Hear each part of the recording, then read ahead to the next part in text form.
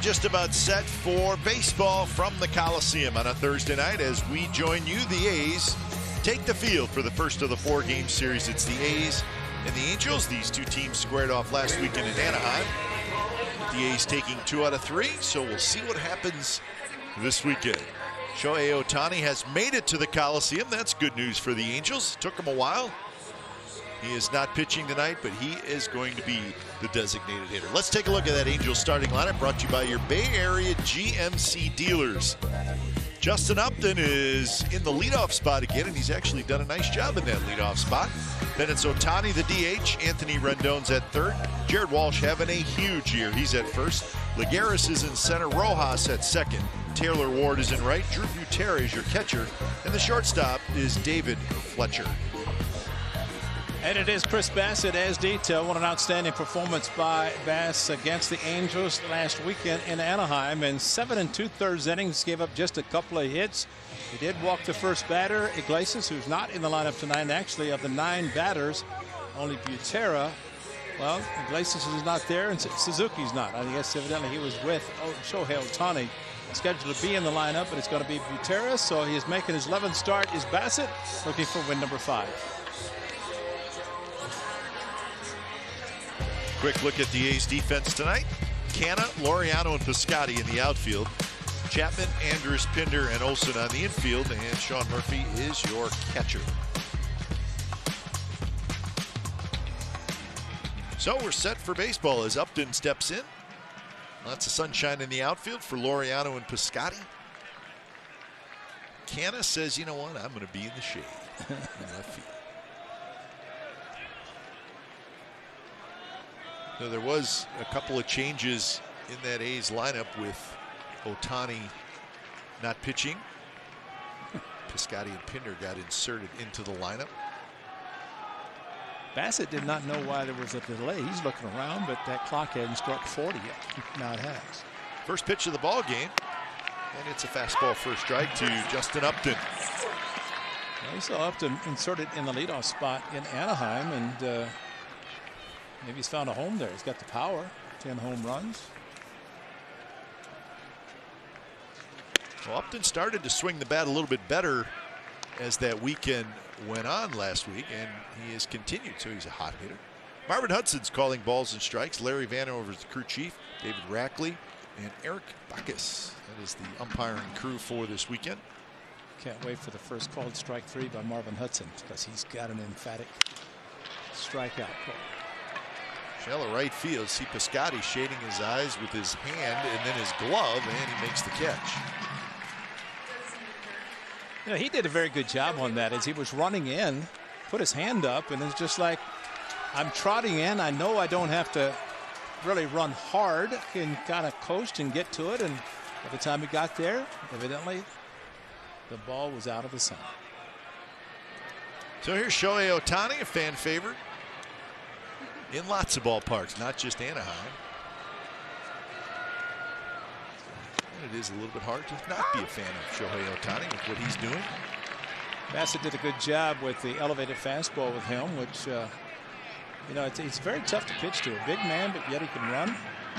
Tremendous power. Ohtani with 15 home runs. He's got 11 doubles. He's got 3 triples.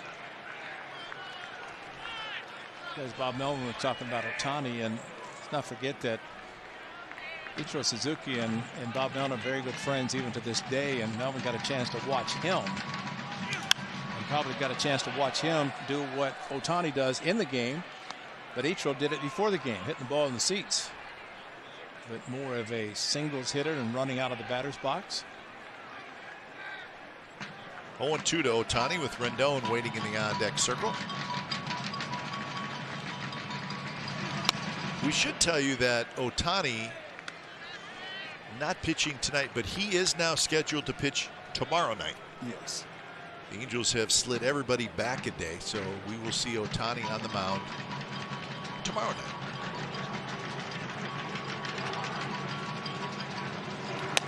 Strike 3 called. Good fastball on the inside corner.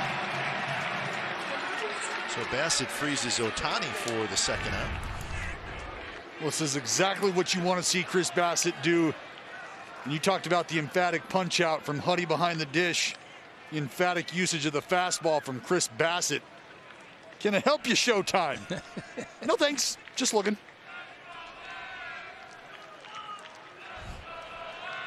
He's a big boy. He's a big boy. Strong. Yeah, that is not a little fella. 2 outs for Anthony Rendon.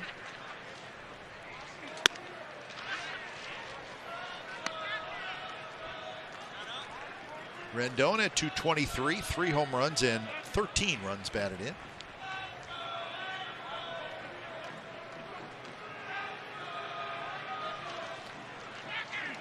Rendon just snapped out of an 0 for 18 slump, which is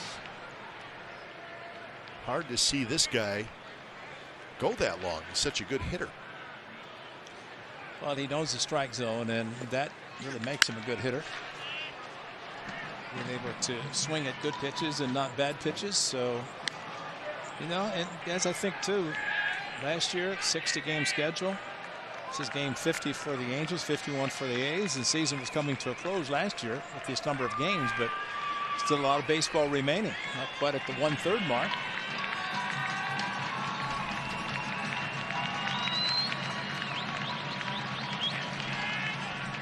One-two pitch. Got him swinging with the slow curve. Couple of strikeouts for Bassitt in the top of the first. No score after a half an inning.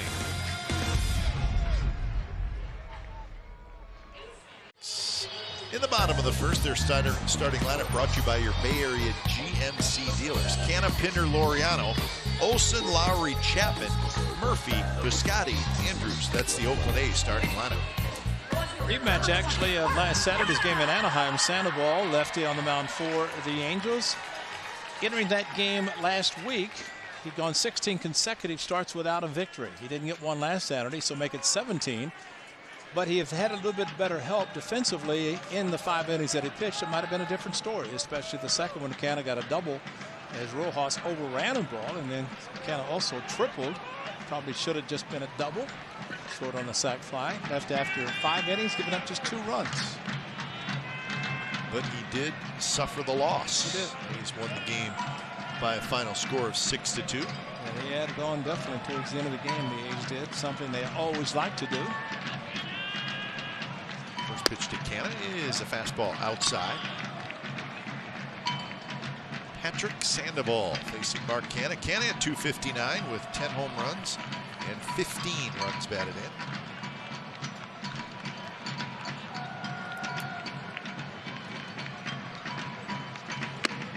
Mark Canna now has scored 40 runs on the year in the A's first 51 games. That is the most runs scored in the American League. Well, that is just really indicative, as we've said all season long here, still early, but the work that he has put in to turn himself into this type of leadoff hitter.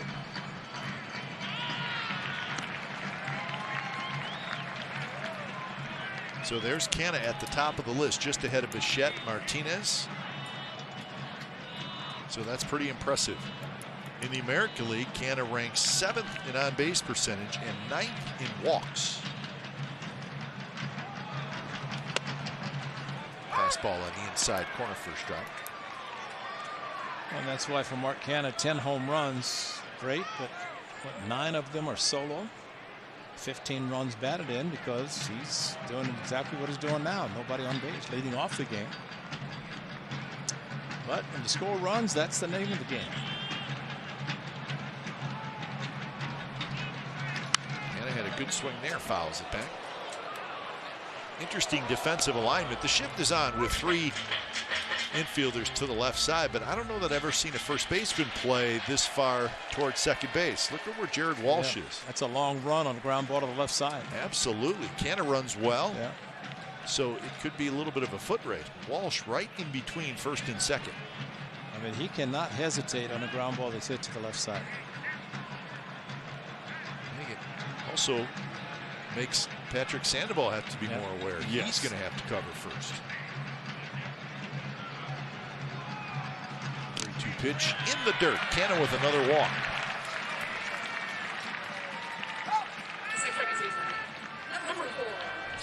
So cameras aboard. Let's take a quick look at the Angels defense. Upton, Lagares, and Ward in the outfield. Rendon, Fletcher, Rojas, and Walsh on the infield. Drew Butera is the catcher. Jose Iglesias, the shortstop, who was tough on the A's last weekend, he's out. Just a little bit of a hamstring injury. Joe Madden on the left, our old friend Mike Gallego on the right.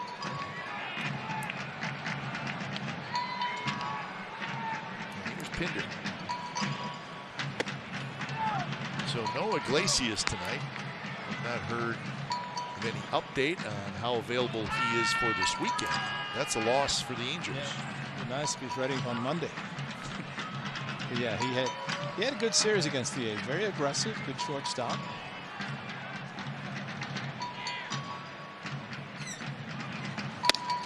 Inside, and now it's 2-0. An early meeting on the mound. See how Butera down on one knee had to really struggle to get to the ball that was overthrown by Sandoval.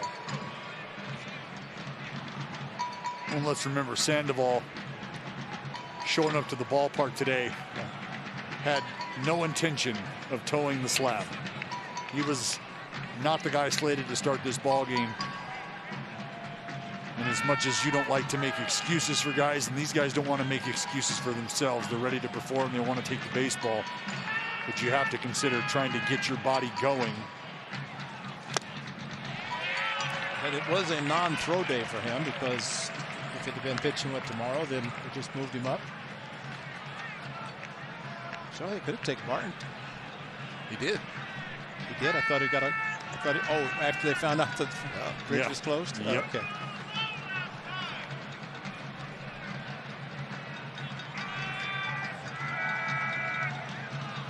Sandoval gets a strike there, 3-1.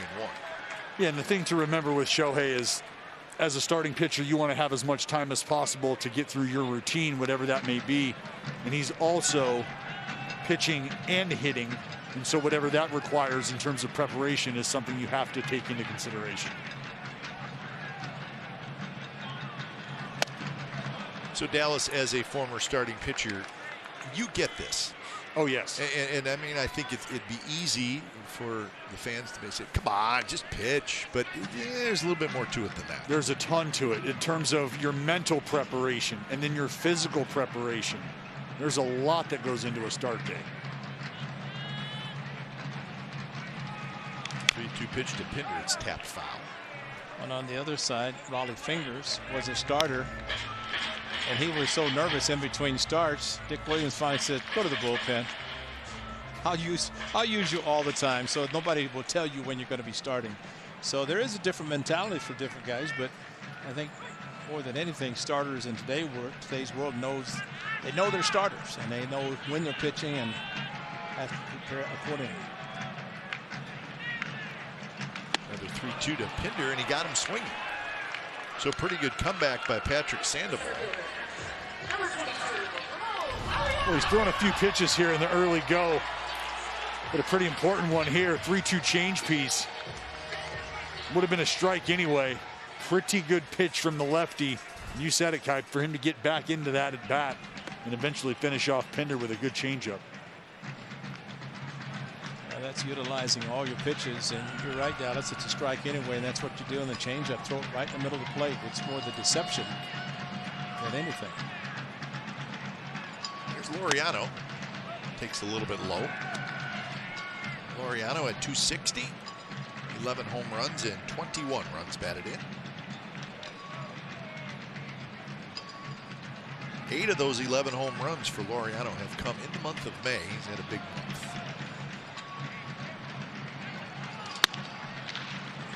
Strike.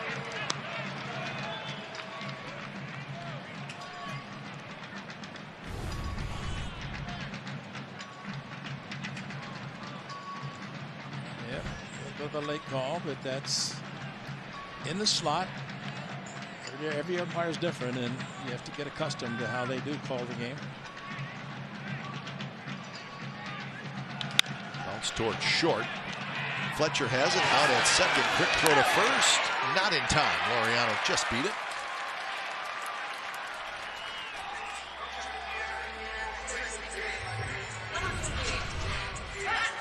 We see the Laser kind of beat this into the ground, and he's always hard out of the box. Fletch does a good job of coming to get this.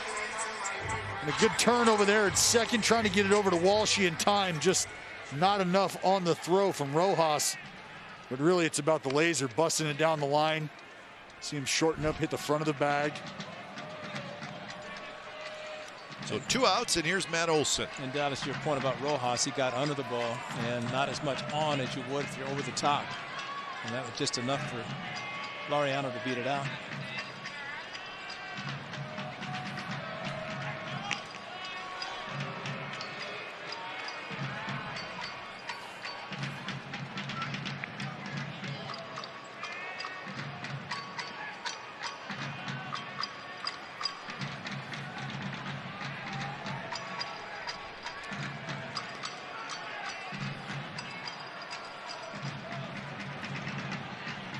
Fletcher, the shortstop, is the guy that's out in shallow right field with the shift on. Rojas playing up the middle.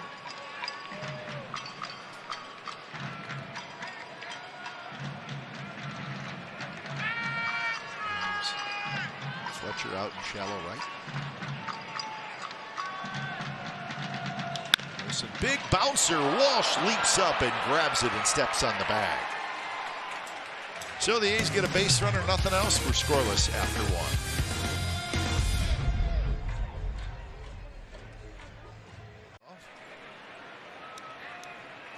He could play in the NBA, couldn't he? Yeah. Vertical leap. This one is bounced toward Olson. Olson will take it himself. 1 pitch, 1 out here in the second. Fans, stay connected with the A's official social media accounts. Get the most up-to-date news and content. Follow @Athletics on social media. Plus, A's YouTube page is your go-to for A's video content. For more information and to connect with the A's, follow @Athletics. Doing it right now. Yes, he is. Absolutely. Got it right now. But he's eating. Keep checking out the social media accounts. There's Juan Lagares. Takes outside.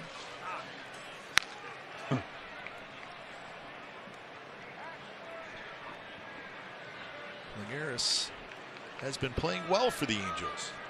Batting average up to 286. Not easy taking the place of Mike Trout. But Lagares has done a good job. Thinking of Dallas and his T-shirts, he should make up one that says, "Give it to Lagares to wear around. I am not Mike Trout." No, he's not. But he's trying. I think there's some managers that look forward. I mean, you don't want to lose your best player, but I think those managers, and I think Joe Madden in that category, Bob Melvin, of course, we know, seeing him on a daily basis, that you take the adversity and say, hey, make it a positive, guys. And Joe has always been positive in nature, and with the Rays, the Cubs, now back with the Angels. Outside. That I think every manager realizes that throughout the course of a season, you're going to have injuries. You're going to have pitchers that have to spend some time on the IL, position players, and have to have the depth either on the team, the bench that you have in the minor leagues.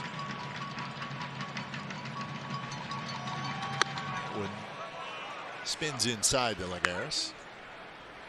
Well, that's the beautiful part about baseball, is each and every day there's an opportunity provided to somebody to either keep doing what you're doing, do it a little better. Yep.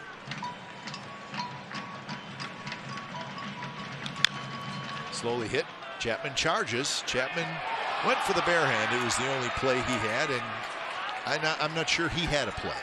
Lagares Probably not. getting down the line, so it's going to be an infield hit. But it never fails, too, that on a 2-strike count, infield will play back with nobody on base, and then you get the slow hit ball. And that's what happens. You have to make the determination of what you're trying to do, and probably the best thing for Chappie was just to not put it in his hand, because who knows what could have happened with the throw. So first hit of the game for the Angels. Jose Rojas.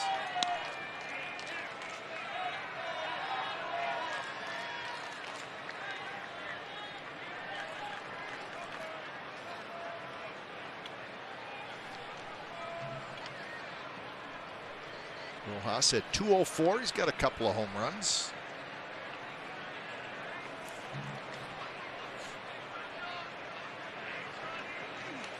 He was playing in the outfield when the A's saw the Angels last weekend in right field. Tonight he's playing at second base. Sandoval's probably happy because it was Rojas who made the play and overran the ball that Canha hit, slicing back towards the line, and he went after it like it was hooking.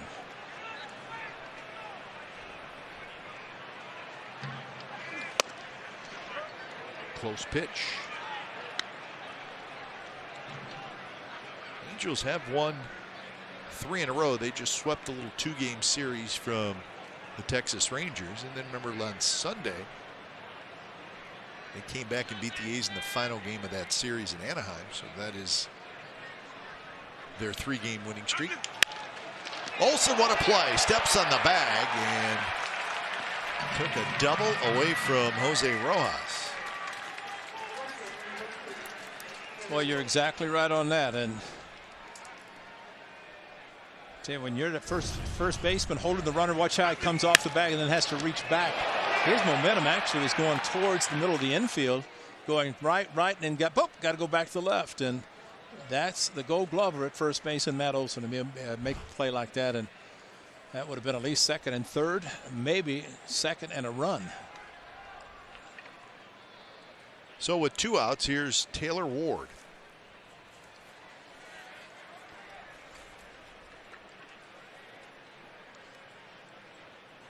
Taylor Ward yesterday in their win over the Texas Rangers knocked in 5 runs. Had 3 hits, so he had the best game of his young career. Had a single, a double, a homer, and 5 runs batted in.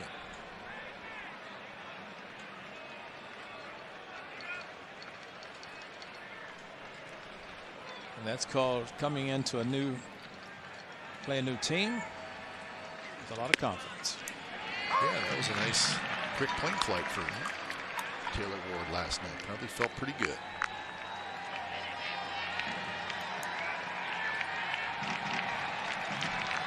Two excellent pitches thrown by Bassett to get ahead of him 0-2. 2 different pitches.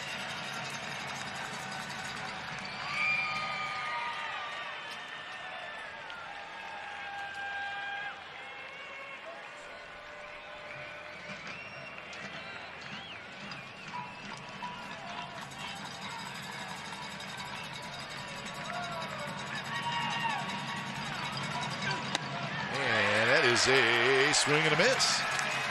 Lagares stranded at second base. 3rd strikeout for Bassett. We're headed to the bottom of the 2nd inning.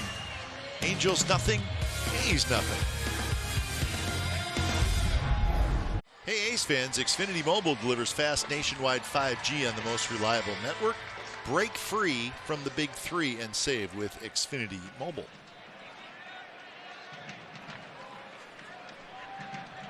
No score, bottom of the 2nd inning, the first of a 4-game series between the A's and the Angels.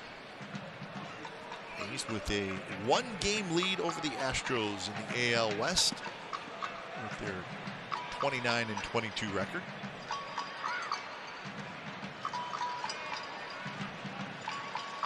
A's are 15-15 at home. They're 6-10 versus the West. And they're 13-11 in the month of May. May coming to a close.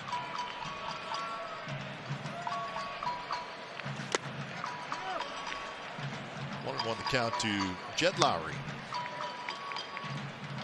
He's had a 16-11 record in April. So they could get there in May. Tonight's game and then 4 more games in May after tonight. Check swing, and it's a strike. So Sandoval jumps ahead of Lowry, 1-2. We wouldn't mind creating a little more momentum, closing the book on May. I think June's going to be a big month. When you think about what's kind of happened in the rotation, the way guys have have really taken off, and you think about the possibility of getting some help back. You know, Jesus Luzardo is making a turn tonight in Las Vegas.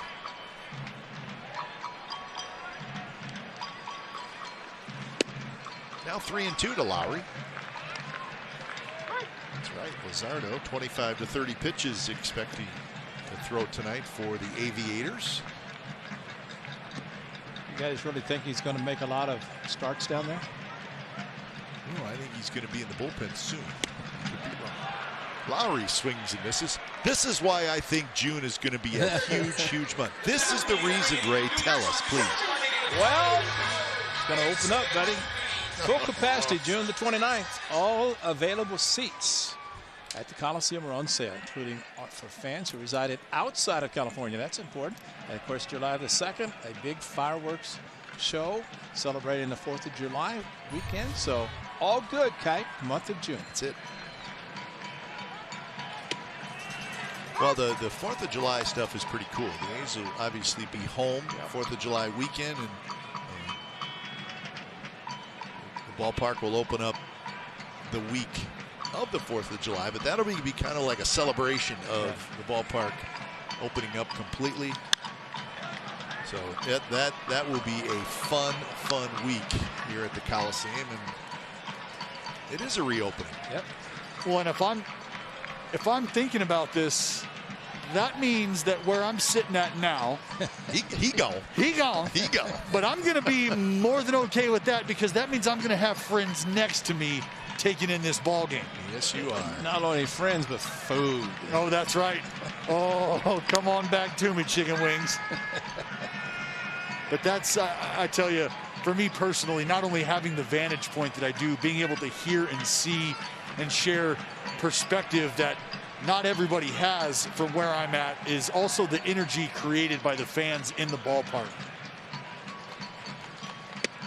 Chapman swings and misses 95 miles an hour. So back-to-back strikeouts for Sandoval during the second inning. Chappie with a pitch outside, and unfortunately kind of flailing at it, opening up. And you know, that's what we were talking about the other night as far as for Chappie. He's a strong young man, and he starts to swing a little bit earlier and thinks opposite field. That could have been a double, could have been a home run. Pitch outside, but opening up that way, it's not going to work out. Here's Murphy. Rolls it foul. Headed for the tarp.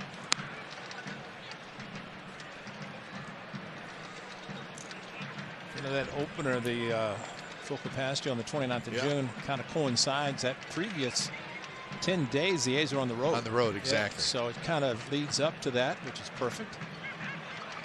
And if the A's were home anytime before that, this opening would be happening sooner, but that is sort of June 15th is kind of the date that I'll hope things open up even more here in the state of California. But that is exciting news. Yep. Murphy drives one toward left. Upton is there, and he makes the catch. 3 up, 3 down inning for Patrick Sandoval. Angels nothing, A's nothing after 2. Believe lowest career ERA at the Coliseum. Chris Bassett's on there. Look at those names. Paul Lindblad, Catfish Hunter, Vida Blue, Ken Holtzman, Chris Bassett. The only thing Bassett doesn't have is Ray Fosse have his catcher. Those other guys, they were thrown to one of the premier catchers. Well, I'll say this. You know, we always talk about the big three with Hudson, Mulder, Zito. How would you like to come in and face Catfish, Vida, and Holtzman in a 3-game series, knowing you might be lucky to score 2.5 runs? Yeah, good luck. Yeah. Those guys were fun. Lindblad out of the bullpen. Kind of a rubber arm, Chris Bassett. Well, and you know, Foss, I don't know how much time you spend playing video games these days, but when you talk about guys that have special weapons and special abilities, as a catcher, it's got to feel like you're back there just pressing buttons because they can put it wherever you want it. Exactly. You know, Vida was so much different because he just reared back and just killed my hand. but the other two, they didn't know what the middle part of the home plate was. Love it. It's 17 inches wide, forget it. I mean, it was 2 to the outside, 2 to the inside, and forget about the rest of it. And that was the beauty of it.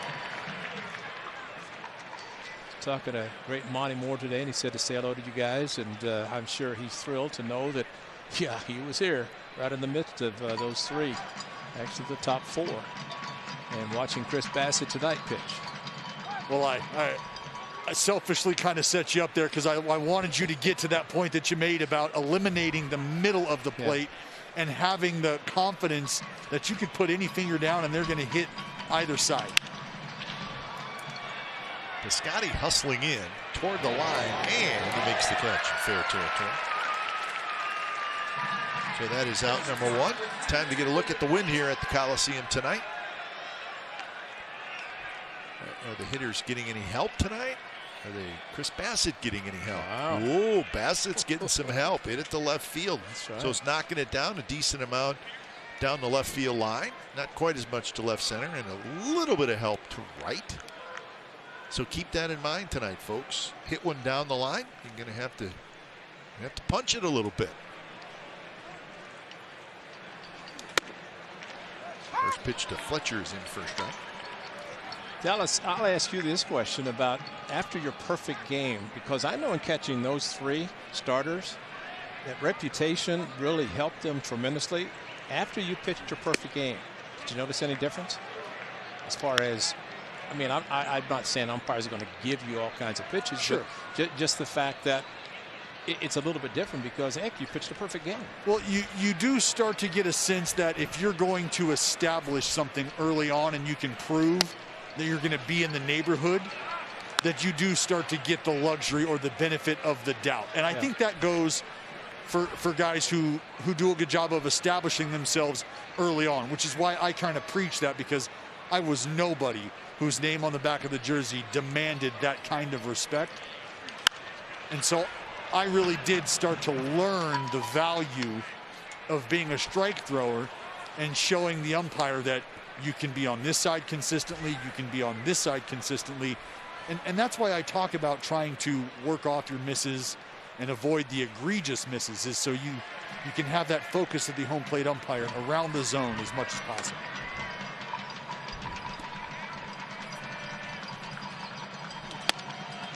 Strike 3 called, so Bassitt paints the corner, and that is his 4th strikeout. See, you go back to last Sunday, the biggest hit was his. Well, and he's got the ability to put the bat on the ball, which is why it's always a big win anytime you can lock up the Fletch God, because he's got some incredible bat-to-ball skill. But I mentioned last Sunday, a runner at second base, the go-ahead run, and Fletcher hit a line drive. Fortunately, it was too hard. I think Ward was on second, couldn't score.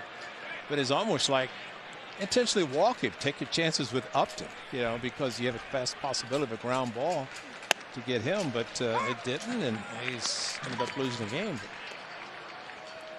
I mean, it's very rare that you intentionally walk the 9th place hitter to get to this guy, but Fletcher just finds a way to put the bat on the ball, like you said. Good curveball snaps in there first strike. So 0-2 to Upton. Upton chatting with Marvin Hudson, but that was a very good pitch. Pep, what do we call, is that Babe Fletcher? He's in that category? Babe Fletcher, absolutely. He just seems to be that kind of guy.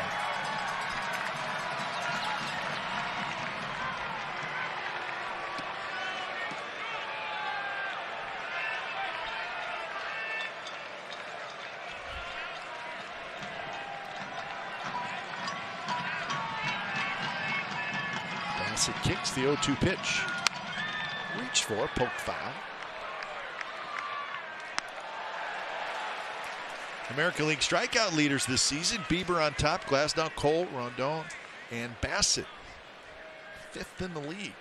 Very nice. Also very 7th in the league in innings pitched. That's quite a list. That's right. In Dallas, your boy Shane Bieber. Today, those numbers included today, and he took a no-hitter into the 7th inning. Ended up with 12 strikeouts in 7 innings. Yeah, you figured it, been a week or so. Time for another one. Yeah, that's true. You're right. It's getting late. Bieber. MV Biebs.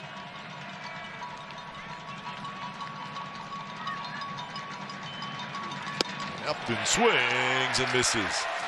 2 more strikeouts for Bassitt. He's got 5 through the first 3 innings. No score. Baseball on NBC Sports California is brought to you by PG&E. Visit safetyactioncenter.pge.com for safety tips.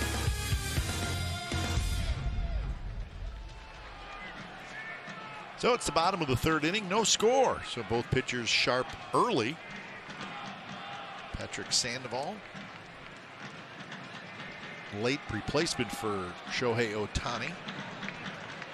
He's got 3 strikeouts in the first 2 innings as he faces Piscotty, Andrus, and Canha. Those pitches in for a strike.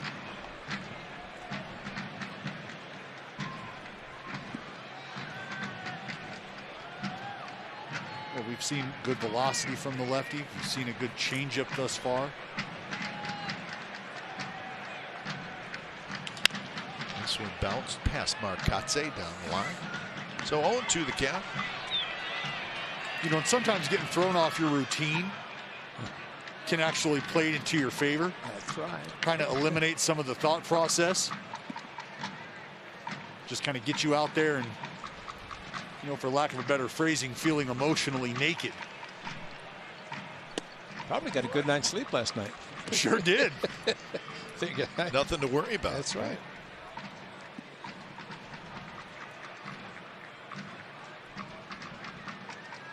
One and 2 the count to Piscotty.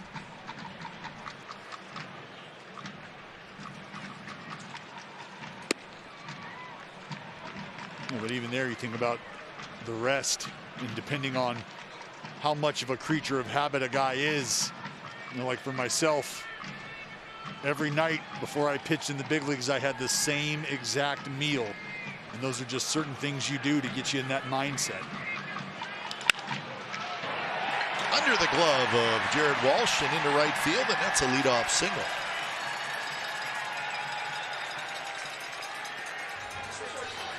Well, just kind of what we were talking about earlier, the positioning of Walshy over there at first base makes a great effort. This curveball stays up. Piscotty going to shoot it to the right side. Watch Walshy lay out here. Should he have been able to corral that? Don't know that Sandoval would have been able to beat Piscotty down over to first base anyway. You can see Rojas ranging over there as well. So a good effort. Just don't know it would have worked out anyway. Sandoval probably was what a nice. Oh, I'm supposed to cover first. He'd become a fan of such a great attempt, great play. So here's Elvis Andrus. We could do the same thing with that entire hole on the right side. 5 hits in his last 8 at-bats for Elvis. Out in front of that straight changeup by Sandoval, 84 miles an hour. Looks to me like, and I'm not a pitching coach, Dallas, but it looks to me like he has good arm action on his changeup. Yes, well, that's what you're doing. Again, the changeup, the big liar. Fastball arm speed, fastball hand speed. Let the grip work for you.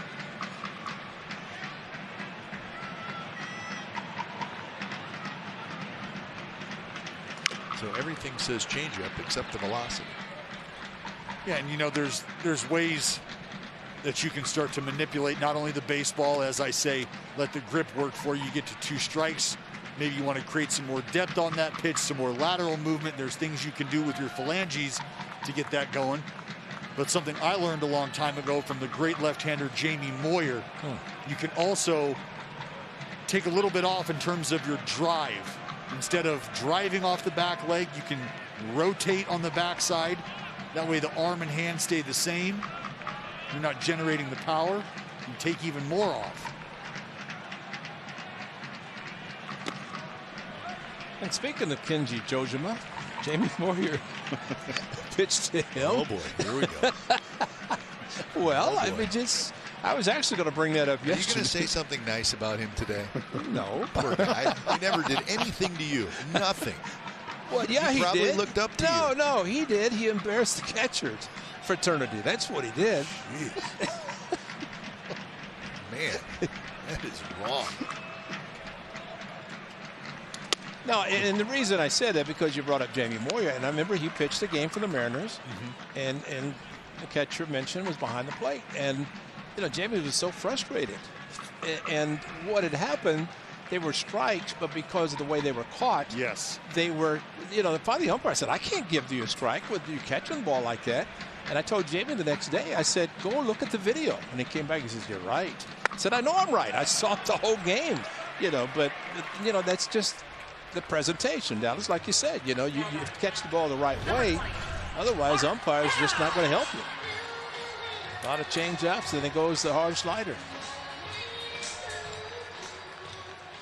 When you think about the evolution that we're seeing here, Foss, behind the plate, and I promise you after that ball game, there would probably have been a conversation with Joe Jama about, hey, you know what, maybe we're going to start low here and meet that ball up at the bottom of the zone, because what you're talking about is getting what we as pitchers call getting ridden out of the zone.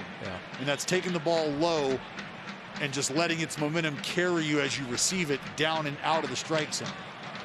And for a guy like Jamie Moyer, who's going to sink the baseball, who's going to cut the baseball downward action, change it up, he's going to need you to get that thumb underneath as a catcher and bring it up to the bottom of the zone and get that strike. Yeah, he couldn't overpower you by throwing it down the middle of the plate, so he had to go to the corners and down low in the strike zone. And you have to be able to help a pitcher when you know that is his style.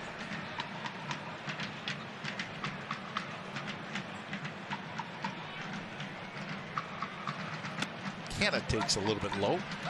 I like Joe Jama. No, he Nice guy. He is a very good catcher. Wait, now he's a good catcher? No, but Jamie, I'm confused.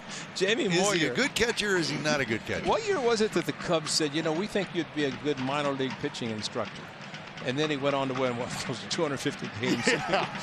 He said, no, I think I'll stay in the big leagues and pitch. And he was a great pitcher. And ended up with the Phillies World Championship. So all good things for Jamie. Okay. Nothing. I'm just confused at who we're talking about here.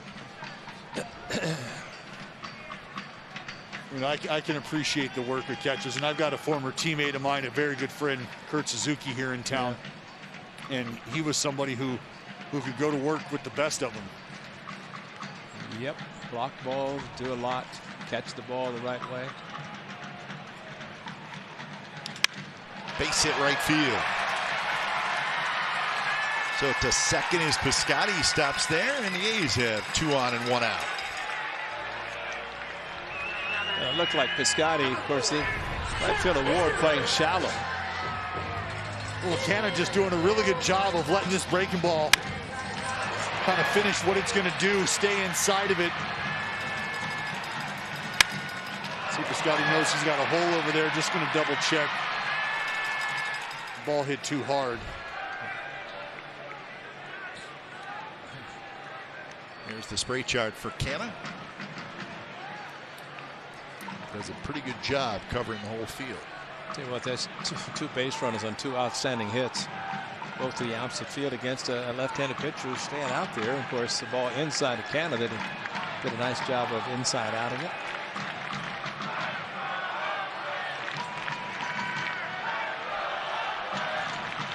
First pitch to Pinder. He is a fastball way high. Pinder got a lot of change-ups in his first at bat, ended up striking out. But as strong as he is, he can stay back thinking about that pitch and shoot the fastball, any other pitch to the right side, just like the 2 guys on base have. Well, one thing we've seen from Sandoval, like to throw that spinner towards the back foot. If he leaves that up to Chad Pinder, Pinder's been known to cover that zone down there. Might be getting all aboard. That's it. Well, that's and Foss, you can see kind of what Sandoval's working for is they're going to have a mound meeting. He's trying to get in there so that he can get to that breaking ball. All right, now a message by Pacifico.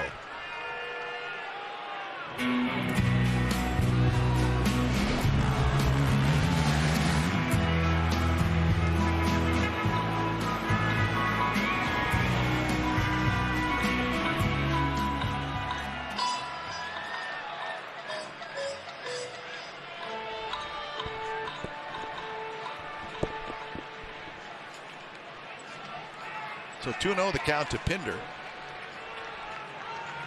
Pinder struck out in the first.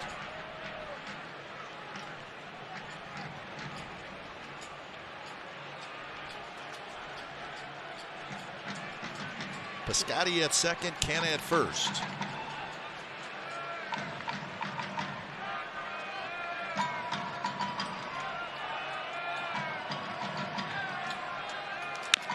Roll foul, so a 2-0 change. Just starting to think that changeup has been his best pitch tonight against the righties, and when in doubt, especially when the hitter might be thinking fastball, pull the string.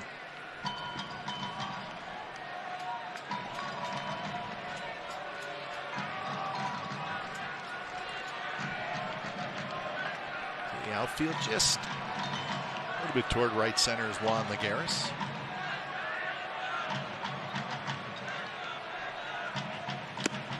Takes outside, and now it's 3-1.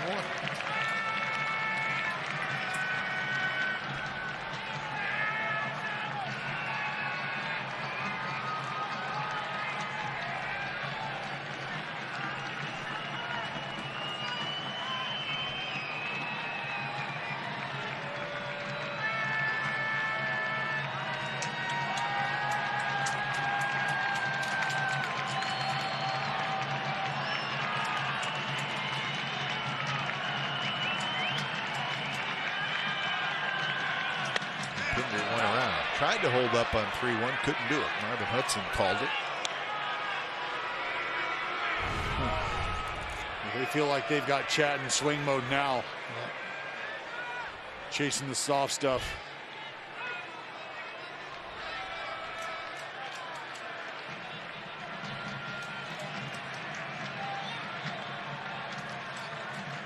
So 3-2, 1 out.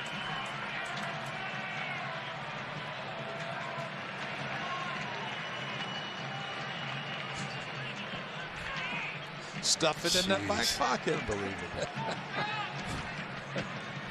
And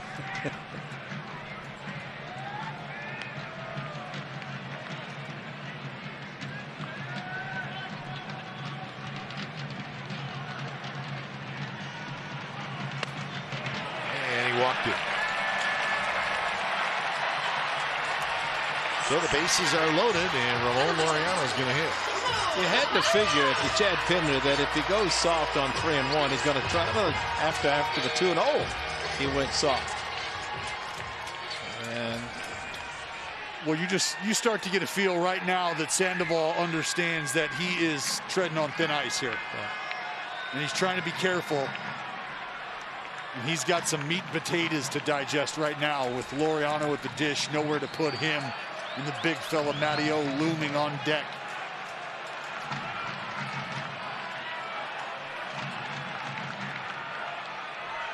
First pitch to Laureano, that's not close.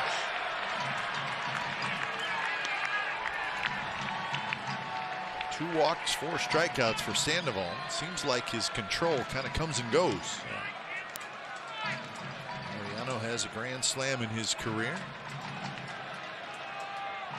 We'll see if he decides to go with the heater here, if they go changeup. I think that'll tell us a lot about how comfortable he is. Catches the inside corner. 1-1 the count to Laureano, who reached on a fielder's choice in the first. And that was a changeup, just held on to it too long. Got the call.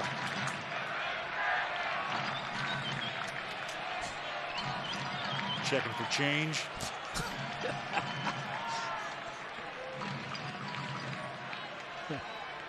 a laminated coin. Wait a minute, that's not what it says.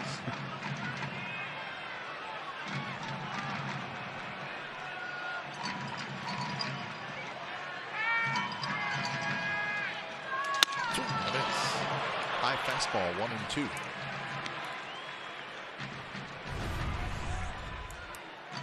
Well, that was the high fastball. Was not on that laminated piece of paper. That's all about the sign for the runner at second base.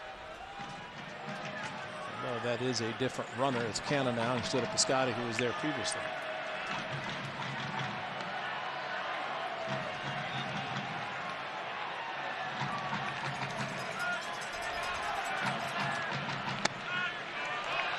So the count even now at 2-2. Sandoval working real hard this inning. He's at 54 pitches for the game.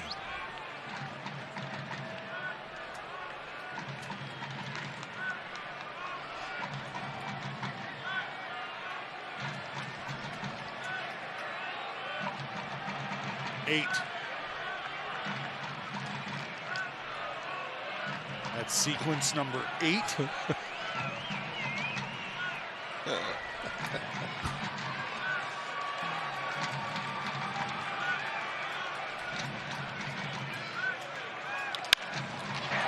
Toward third, Rendon out at second, the flip to first, and that's a double play.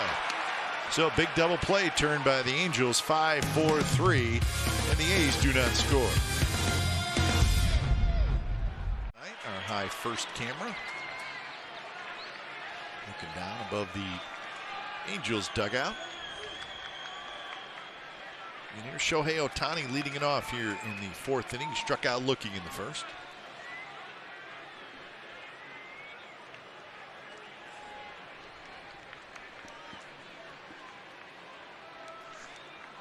First pitch to Ohtani, and he takes a strike. There's the hot zone for Shohei Ohtani.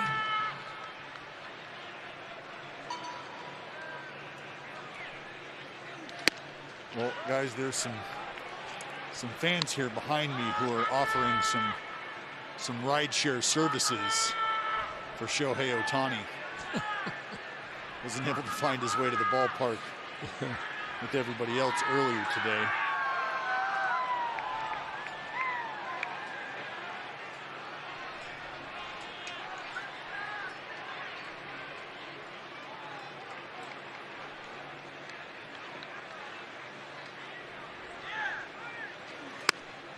There's a strike on the inside corner.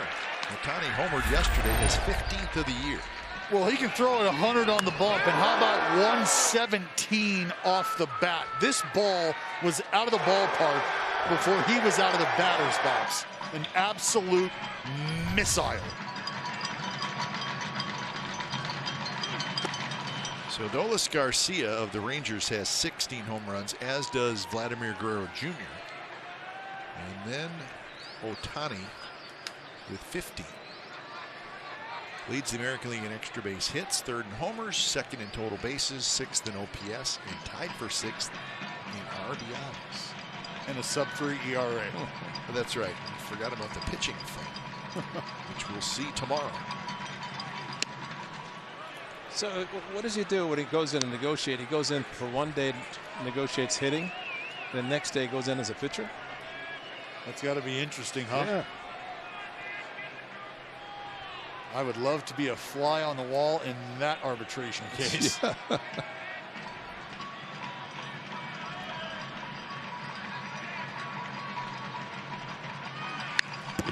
mighty swing that time. Well, and the reason it's interesting to me is because, Foss, you're just talking about it, you know, the pitching side, the hitting side. You got a guy, look, he possesses this kind of torque, this kind of power, just getting a piece. But we know arbitration's typically a meeting about the club telling you everything you don't do well. That's right. And when you got this guy up there, that's going to be a tough argument. And he takes a little bit low, and it's a leadoff walk to Shohei Ohtani.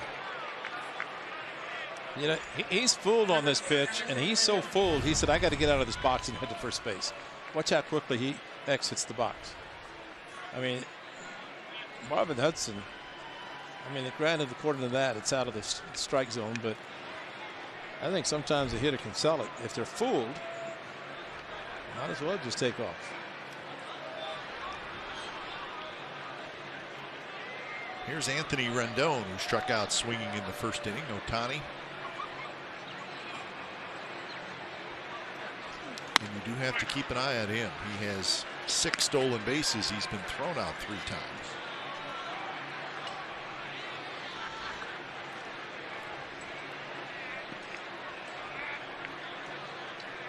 One to 0 to Rendon.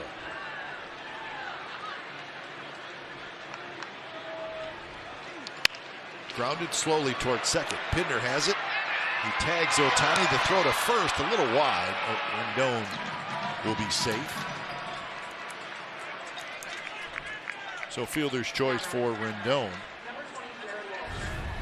Ohtani veered out of the baseline just to maybe try to delay Pinder just a little bit.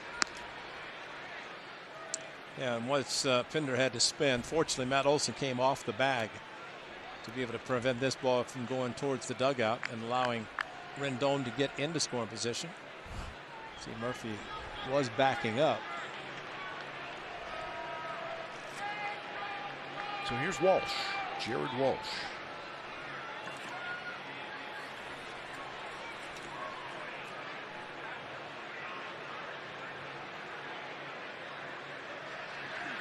First pitch is high to Walsh. And he, like Ohtani, all over the American League leaderboards. 4th in the league in batting average, 4th in OPS, 7th in hits, 8th in RBIs. So a very pleasant surprise, Jared Walsh, for the Angels. Maybe not a complete surprise. He had a huge month of September last year. And that really kind of put him firmly into the Angels' plans. Yep. There he is, all over the place. And put him so much in the plans. He said, forget about your pitching. You got to play first base, and the other kid's going to DH, which means that Albert's with the Dodgers. Do you know, with that fielder's choice versus a double play, Matt Olson holding Rendon, which opens up that hole between first and second with a left-handed batter.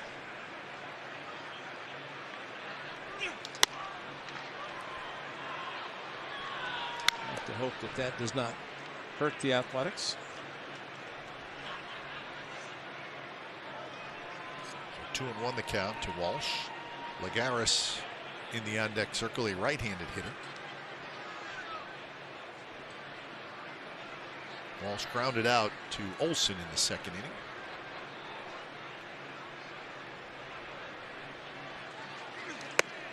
And that is right on the corner. 2-2, good pitch.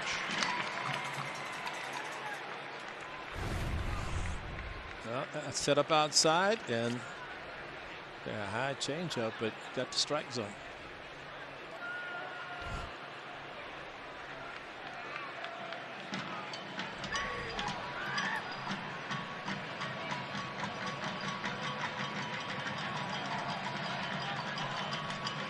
Swing and a miss. Up and in, and Walsh chased it. 6 strikeouts for Bassett.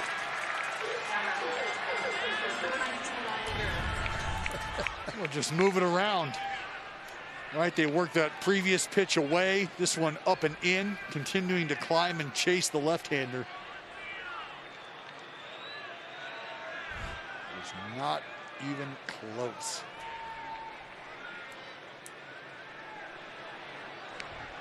So 2 outs, Rendon at first. Here's Lagares, and he takes a little bit inside.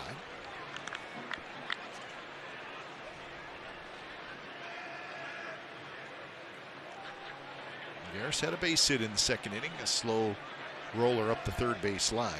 Infield hit.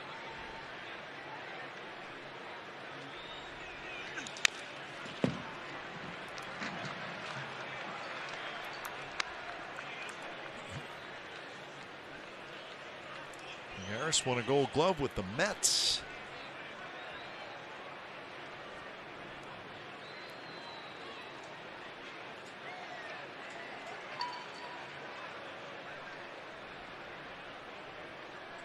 Well, the days of staying with one team, few and far between. Well, and for the Angels, you know you're not going to replace the production out there offensively.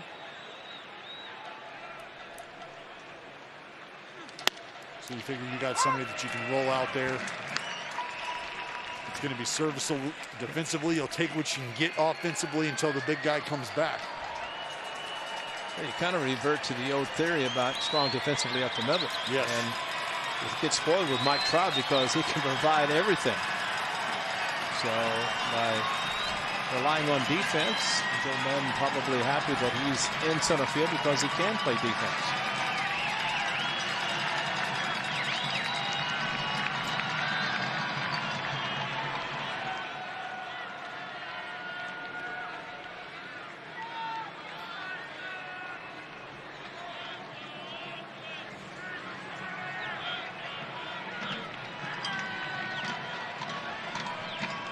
Bassett's ready, I think.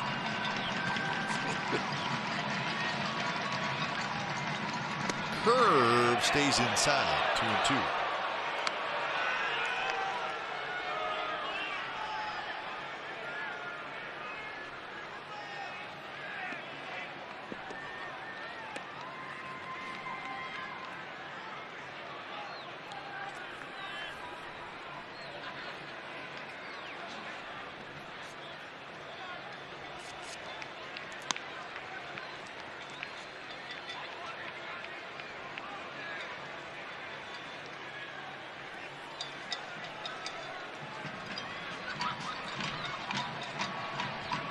To the count to Lagares. Runner goes. Lagares, did he go around? No, home plate umpire said that strike 3 went around. So the throw to second base, whatever happened, doesn't matter. It's a strikeout, 7 strikeouts for Chris Bassitt. We're headed to the bottom of the 4th. Angels nothing, A's nothing. BMW Centers. Happy birthday to the Big Hurt Frank Thomas. He was born on this date in 1968 in Columbus, Georgia. The Big Hurt played for the A's twice. First had the huge season in 2006. Over the 2 stints with the A's, he hit 44 home runs, 133 RBIs. In the green and gold. Big Hurt. If I remember correctly, going into that 2006 season, he had been banged up the year before, and the A's just really weren't sure what they were going to get. They got a lot. Yeah. Especially against the Twins in the division series when I think Johan Santa took him deep. First pitch to Matt Olson inside. Olson, Lowry, and Chapman here in the bottom of the 4th inning. Columbus, Georgia, home of Fort Benning, Georgia. Fort Benning. Spent some time there, Fort Benning. Not playing baseball either.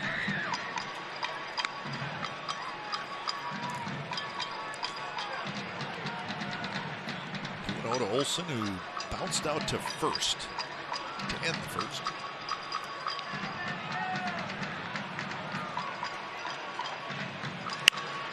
Big swing, a little pop-up. Foul territory, and Rendon is not going to get there. Take you back to yesterday. Ole's big fly. And I asked him after the game, you have any idea how high that ball? He said, yeah, absolutely. I cheated. Look at the iPad. It was 43-degree launch angle, Dallas. Yep. And that's what happens when you're that big and you're that strong. You can hit it that high. It's going to go that far.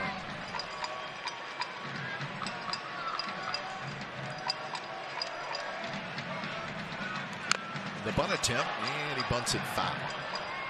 And you know, we can still appreciate what Ramon Laureano does on a regular basis.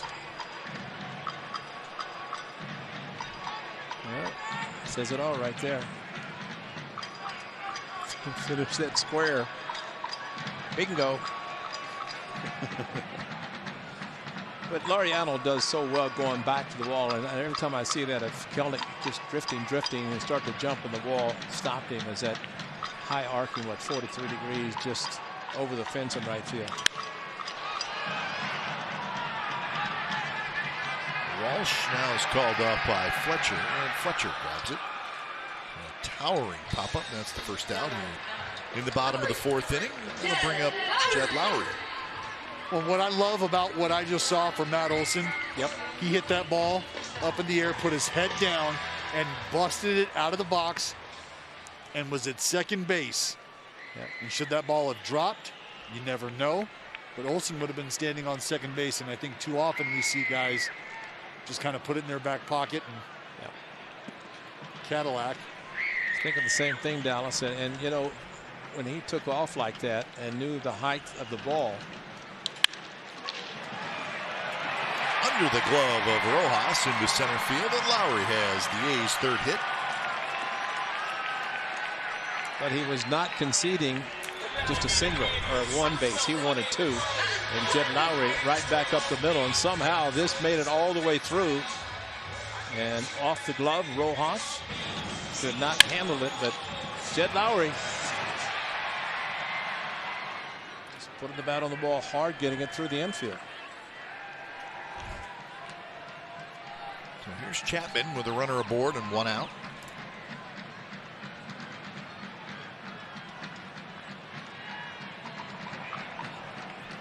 Matt Chapman struck out in the second inning.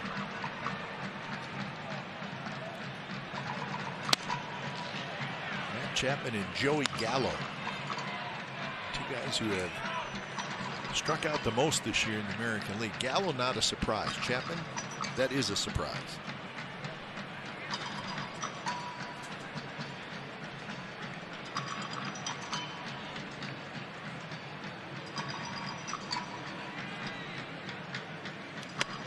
Missed inside. 1-1 the count. Well, one thing in common, they both have strong arms. Gallo playing right field, just a cannon out there, and Chapman, of course, from third base.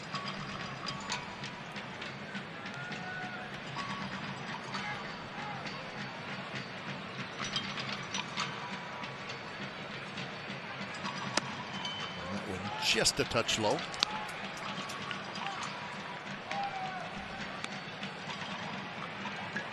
So 2-1 the count. Well, Chris Bassitt just obviously focused and extremely serious. We're just happy to have Mitch Moreland back on the active roster. He's just milling about. Good swing there by Chapman. Fouled it straight back. Change up right in the middle of the plate. Bassitt knows what he has to do when he goes back out on the mound.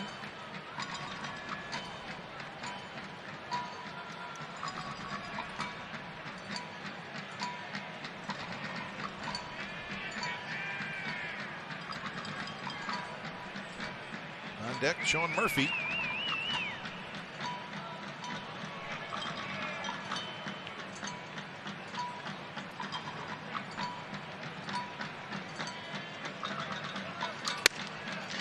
Close pitch, but a bit inside. So Mitch Moreland is back, reinstated from the injured list, and Luis Barrera sent back to AAA Las Vegas. So Moreland is back. That's good news. It was in the original lineup tonight if Ohtani was going to pitch.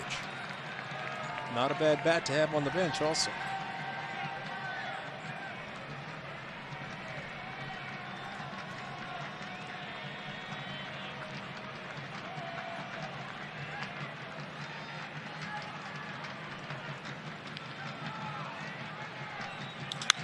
Chapman off the end of the bat, lofts one to shallow left center.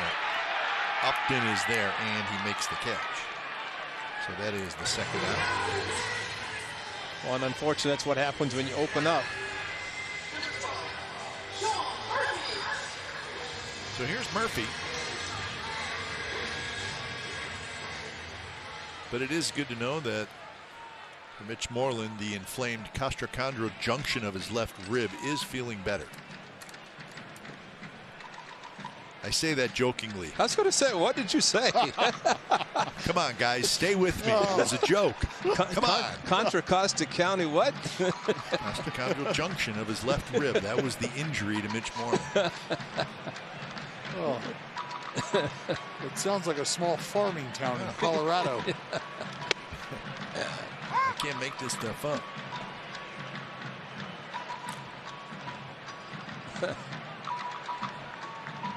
I didn't know your body had a junction. But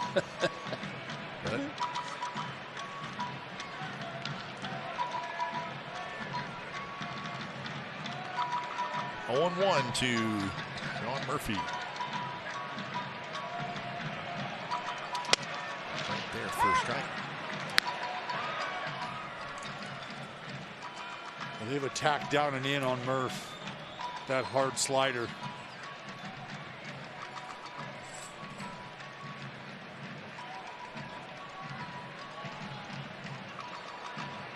Now, all of a sudden, Sandoval has pretty good control.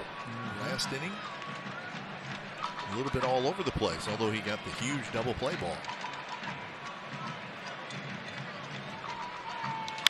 Grounded toward third. Rendon, he's going to flip to second. He throws a little wide, but Rojas is able to hang on, keep his foot on the bag, and that will do it for the A's. No score after 4.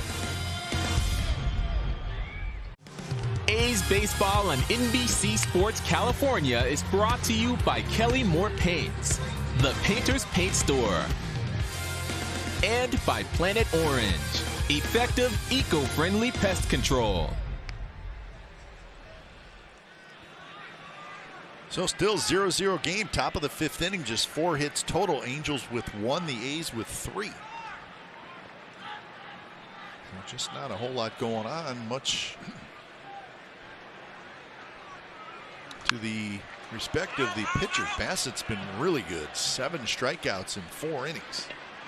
Giving up just that 1 hit. That was a Lagares infield hit that just trickled up the third base line. That's it. Swing and bunt, although people don't like to hear that term, but you swing hard and the result is like a bunt.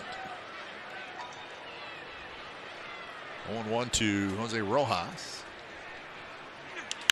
He lines it right into the glove of Matt Olson, and that's the first out.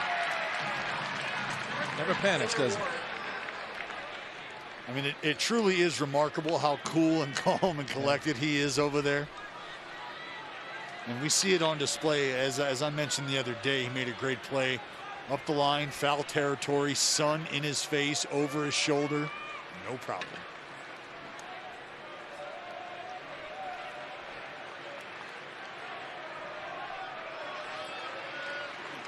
First pitch to Taylor Ward is outside.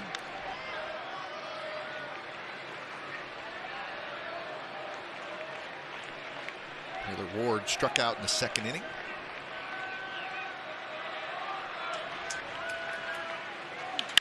Hits that one hard right at Elvis Andrus, who straightens up and throws out the speedy Ward for the 2nd out. Well, back by popular demand, the A's are celebrating African American Heritage Day on June the 12th. Fans can snag a free A's t-shirt at the game Saturday, June the 12th. See the A's take on the Royals in June and come out to celebrate with us. Tickets start at $21. Get your tickets at athletics.com/tickets. Kansas City Monarchs. Negro Leagues. I believe that shirt actually matches a hat that we gave away last year, or the year before, excuse me. Yeah, last year those cardboard cutouts, they were displaying them. I do that too. I think about no, not last year, nothing last year. Well, I've eliminated 2020. Yeah. A lot of people would like to.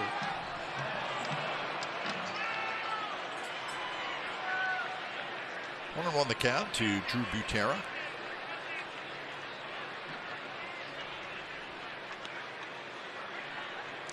Drew Butera is a perfect example of someone who can do a job catching and get a job in the big leagues. That's the importance of catching. Handling a pitching staff. Get a knock every once in a while.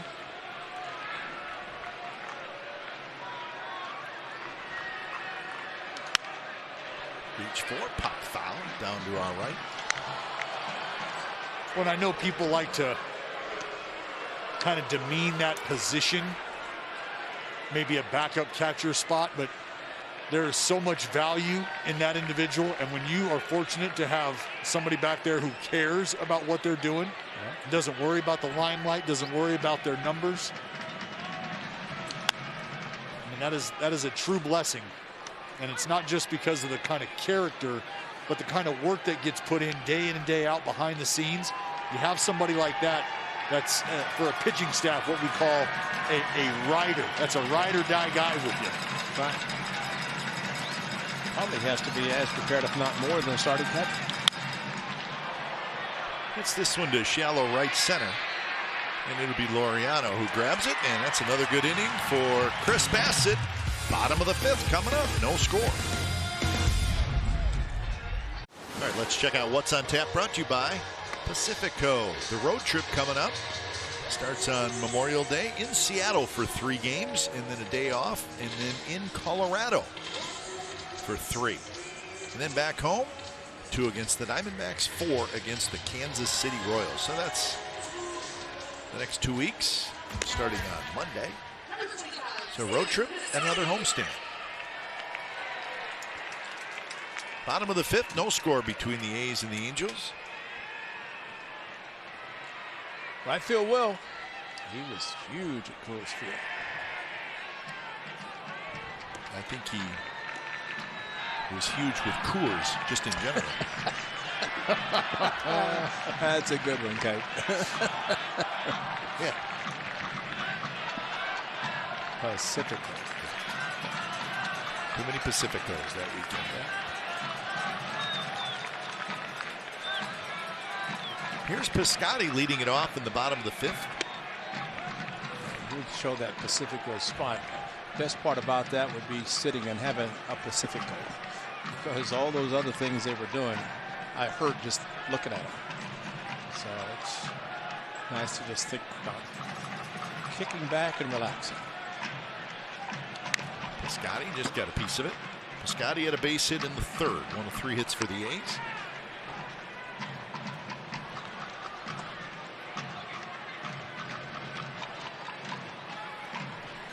Astros are off today. Just split a 2-game series with the Dodgers. And there's another hit for Piscotty, a line drive to center field. Let's see if the A's can get something rolling here in the 5th. Well, it's a good way to get it going. Leadoff knock for Scotty. Fastball, he's able to cover inside. Good approach back up through the box. We talk about the bottom part of the lineup the last few days. Guys like Tony Kemp and Elvis being able to provide that turnover. Trying to build those innings. Got up to $1.99 yesterday, now down to $1.96. In there every day for Elvis.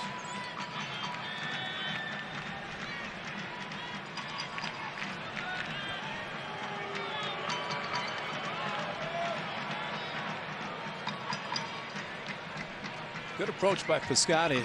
Guys with that base hit to right field and a solid single up the middle.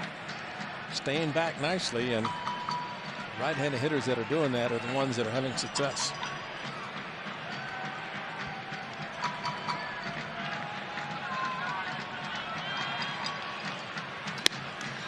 Way outside to Elvis. 1-0 the count.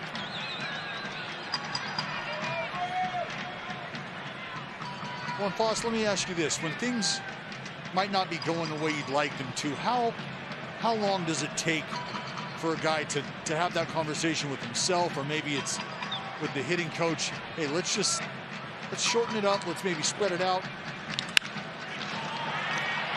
On at second. And that's going to be a 6-4-3 double play, 2 outs.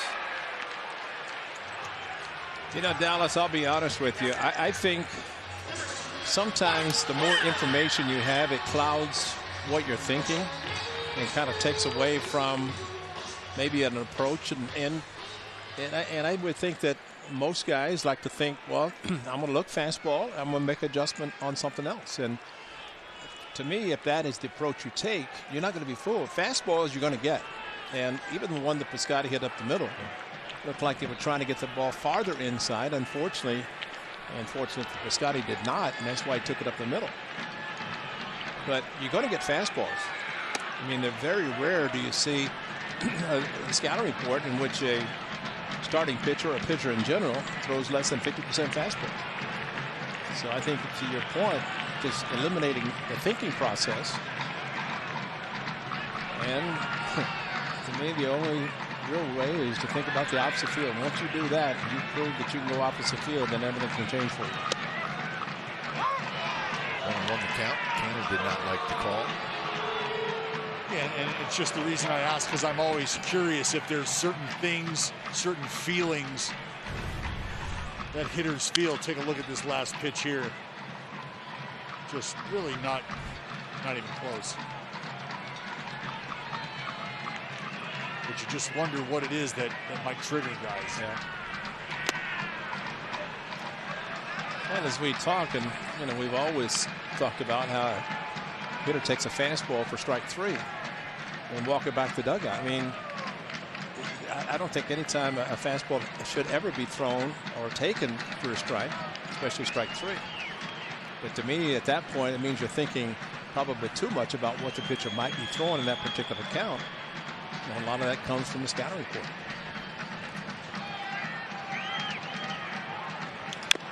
Bounced foul at the plate, so the count even at 2-2 to Canha, who has walked and singled. So 2 more times on base tonight for Mark Canha.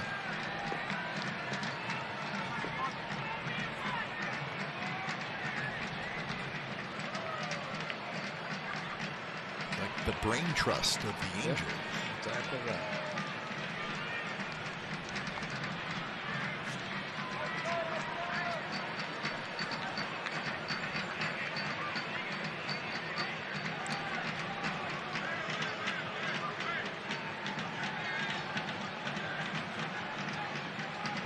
Time of game nightmare. Sandoval pitching, Canha hitting. Everybody's kicked the cleats, the dirt, and everybody ready to go. Here we go.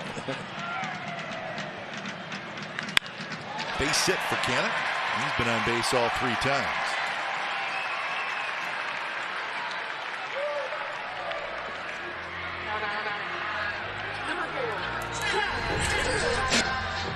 Well, we got everything in order. Got your changeup. Canha's able to unload on this thing. Squirted up nicely. And Dallas, to your point, you watch Mark Canha and how many times it looks like he starts his swing and then he'll get out and he'll stop it. And to me, that's a guy that's looking maybe for a pitch, a certain pitch. I don't know that he's fooled that much on pitches. He knows the strike zone, and he's going to take what is given to him, and you make a mistake, he'll put it in the seat. He's done it 10 times this year. Well, I also, sorry, Kite. I also think Fosse has the ability to start that swing and recognize the pitch, and to your point, start to cut it down and just take what's given to him. Exactly. And to me, that's it. Just like you said, you start it, and then you can stop, make an adjustment. But if you don't start enough time, you're not going to be able to do anything.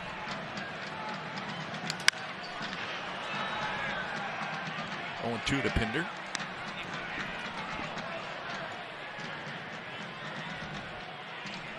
Pinder with a strikeout and a walk so far tonight.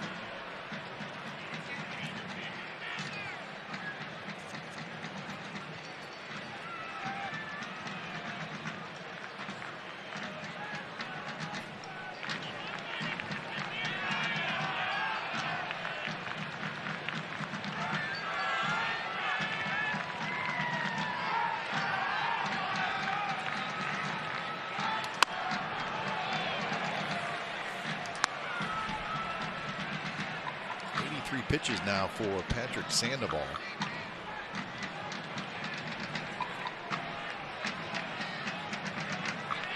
They got Pinder, the first AB, on a changeup swinging.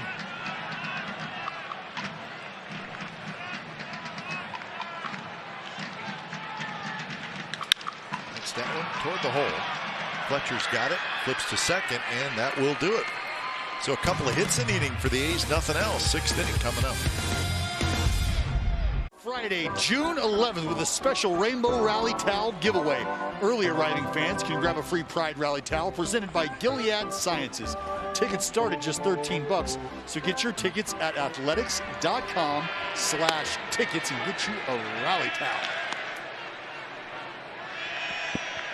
So top of the 6th inning, no score. A's and Angels in game 1 of the 4-game series as Fletcher will lead it off. Upton to follow, and then Ohtani.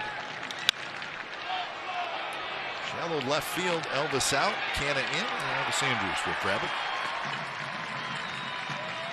So Fletcher, it's always big to keep him off the bases, and the A's have done a pretty good job of that so far this year. You guys were talking about yesterday, similar situation right there, that Elvis Andrus took charge, and really there's not going to be a chance for Canha to come in and make the play.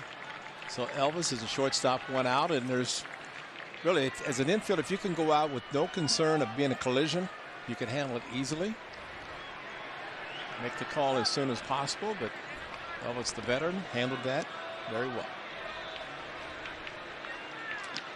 This is the second time now that there's been a little issue here as far as timing with Upton and Bassett. Bassett's a guy who likes to get it, likes to go. Upton just not quite on the same page timing wise. Going to take his time. Is the seasoned vet. So it looked like Chris Bassett himself just said, okay, I'll take my time.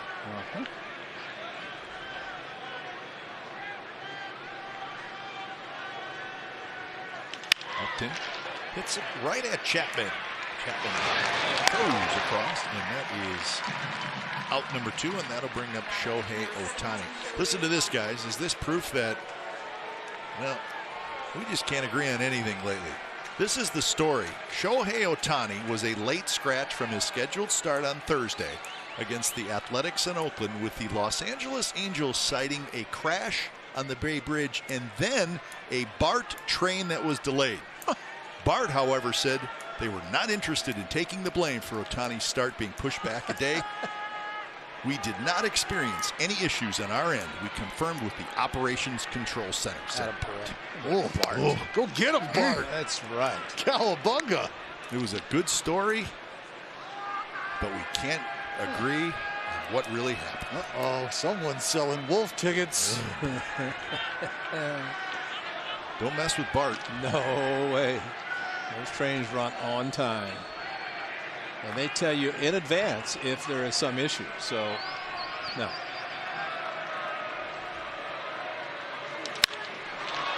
Ohtani hits one in the air. Canha looking for it, still looking for it, and he is able to turn around, get back just a little bit, and make a basket catch. Wow, what a recovery.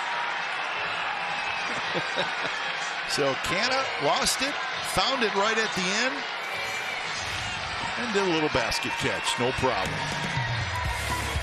That's an athlete. Athletics just announced post-game fireworks on July the 2nd. Coliseum is moving to full capacity at the end of June, and we'd love to see you celebrate the 4th of July. Patriotic fireworks on July the 2nd. Snag our special family 4-pack, which includes 4 tickets and parking for just $120. Tickets and information at athletics.com/fireworks. New pitcher. When it's time for change, think Speedy Oil Change and Auto Service, your trusted oil change, tune-up, and brake experts. Aaron Slagers, 23rd appearance. We saw him last weekend.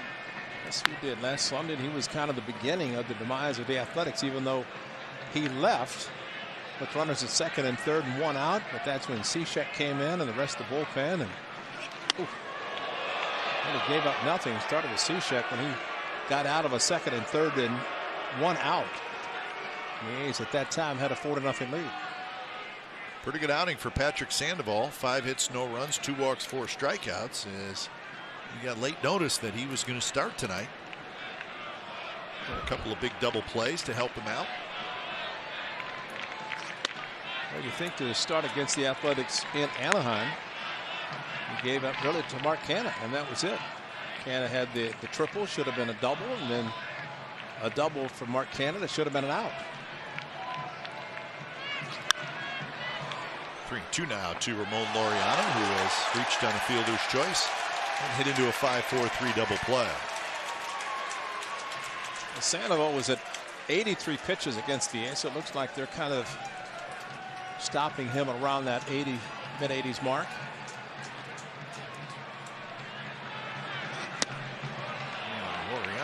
swings and misses.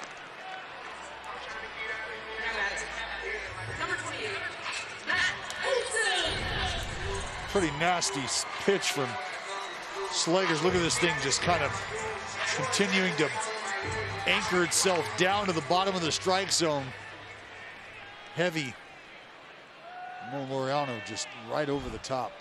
And the problem is, as a hitter, that ball looked like a strike at the knees, and then all of a sudden, like you say, the turbo sink, it just went straight down. And here's Olson. He swings and misses at the first pitch he sees.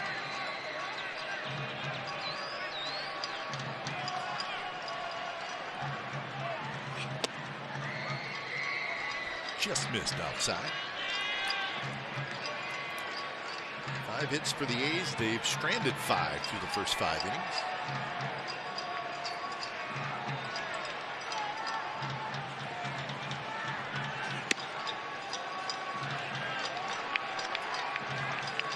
In fact, didn't you comment about Slegers being tall? 6'10". Because he looks like he's that tall. Olson shoots one down the third base line, and it's headed into the left field corner. And Matt Olson is going to have a thing of beauty. That's a double. Yes, that is a thing of beauty.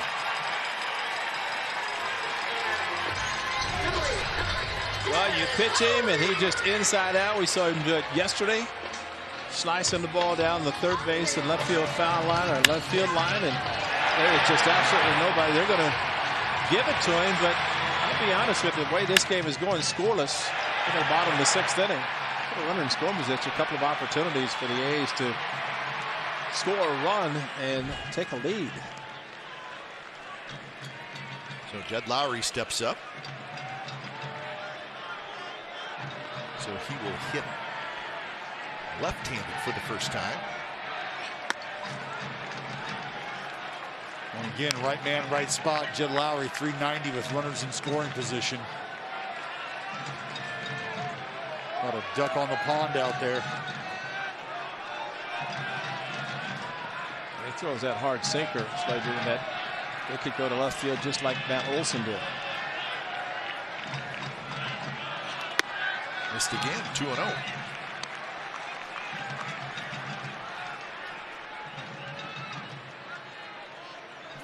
.390 batting average for Jed Lowry, with runners in scoring position, 9th best in the American League.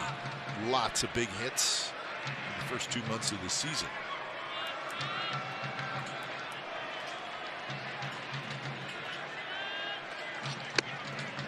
That one missed outside, and now it's 3-0.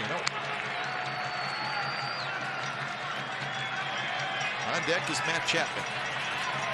Because of that, Lowry may not get a pitch to hit. I think they've been pitching him carefully the first 3 pitches, and be surprised if it goes beyond that.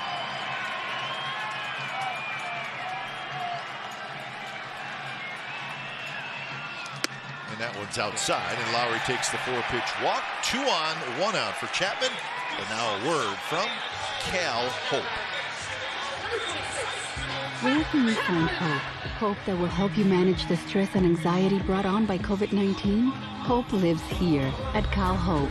Call the Warm Line at 833-317-HOPE and visit calhope.org.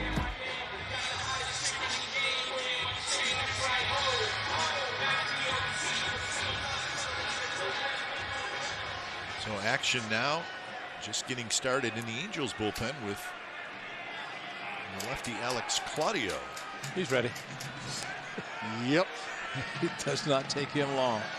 You don't throw hard, it does not take you long. You just want to make sure that laminated piece of paper is in your back pocket. First pitch to Chapman, grounded in the hole. Fletcher's got it. Fletcher's throw to third. He threw it away. Bounces off the side wall. Olson's going to come in to score. Everybody moves up, and the A's take a 1-0 lead.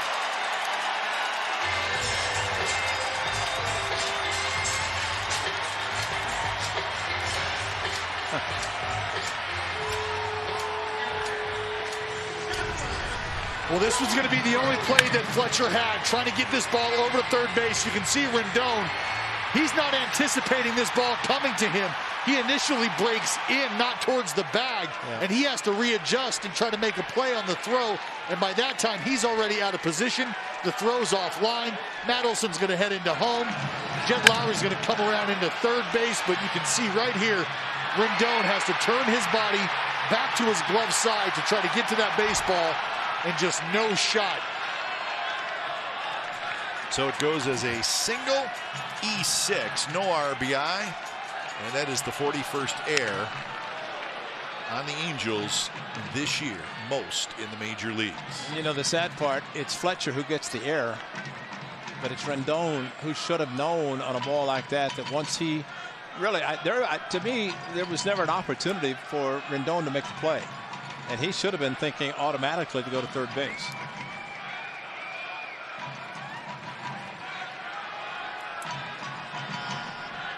So now second and third, and the A's need more.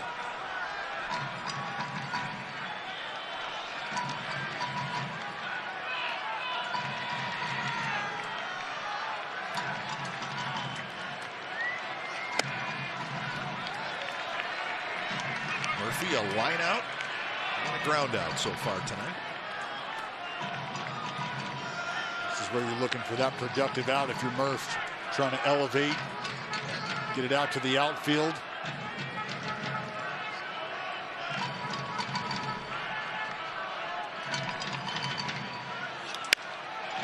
Little pop-up, shallow center. Lagares Upton, and it falls.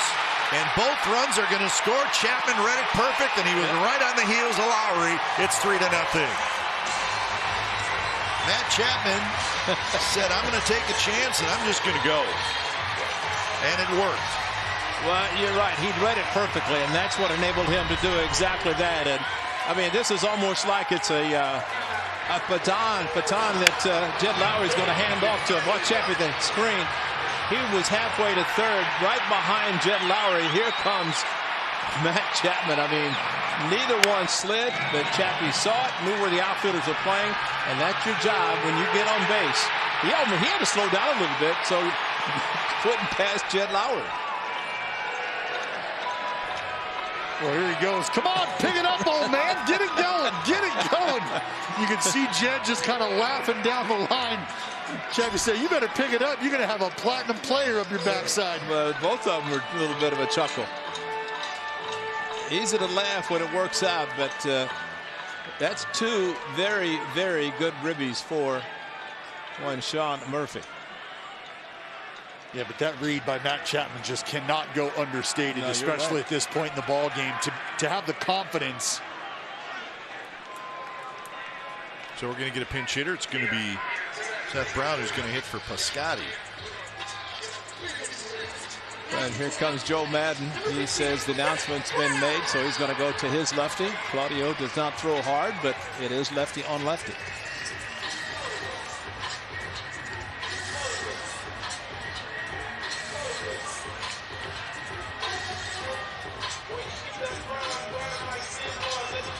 So we got a pitching change. A's Baseball on NBC Sports California is brought to you by Toyota. With 10 hybrids to choose from, there's one for everyone. Toyota, let's go places. And by Mercury Insurance. Get a quote at mercuryinsurance.com. So the A's now with a 3-0 lead, still batting here in the 6th. Bassett has some runs to work with. Brown will face Claudio. So new pitcher and a pinch hitter. Slider in for a strike. And all Seth Brown has to do is remember what Matt Olson did against Alex Claudio. Gave up a home run. 22nd game for the veteran lefty out of the bullpen.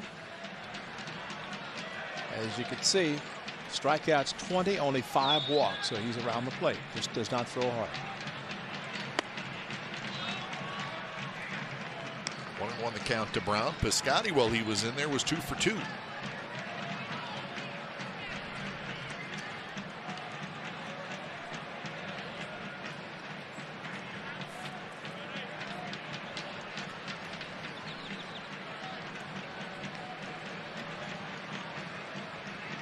Here's shift on for Brown. Rendon, the third baseman, is playing near second base.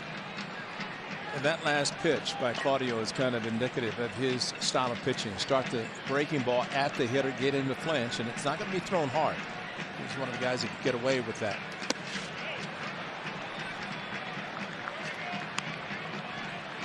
These guys, if you leave a off-speed pitch, especially a slider curveball in the inside part of the plate to a left-handed hitter, he's going to crush it. But Claudio negates a little bit of that by starting it at the hitter. All you have to do is flinch a little bit. You're done.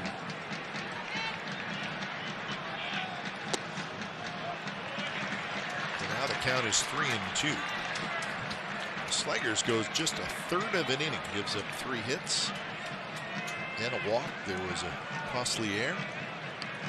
That's after striking out Laureano on a 3-2 low sinking fastball.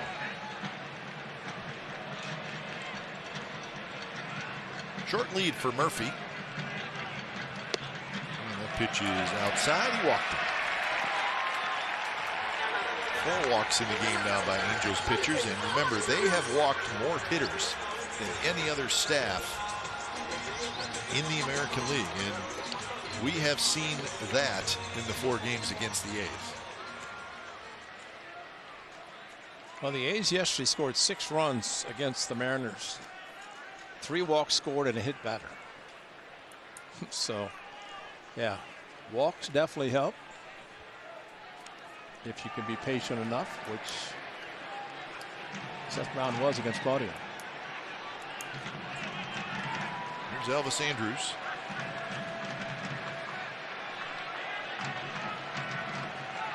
Well, if you want to find the reason why the Angels are 5 games under 500, they have the highest ERA in the American League at 5.26. We showed you they've made the most errors and they've walked the most, and they've allowed the second most home runs. That's not a good combination. That's the bad combination. That's 0 for 4. Their offense scores enough runs. But you just cannot figure it out on the pitching side. 5.26 team ERA. Well, that's the name of the game. Keep them off the board.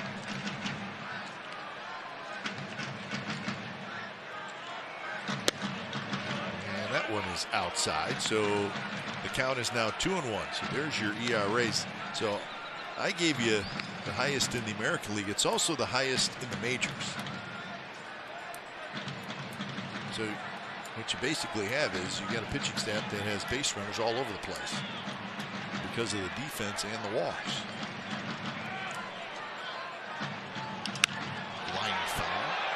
Did that ERA by the Pirates occur and helped by that play this afternoon? Ooh. Era. That was not pretty. Were there 2 outs? Yes, there was. Oh my God! I thought the box was so small. Touch first base. That's it. That's it. Over. I mean, that will go down as to little leaguers what not to do to play baseball.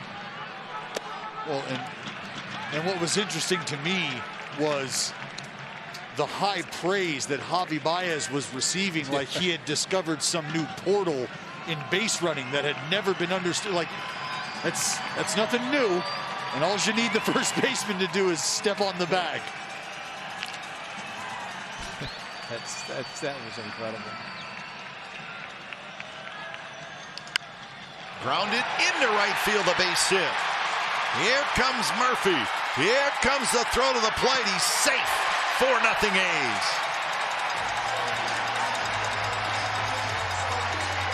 Attaboy, Elvis.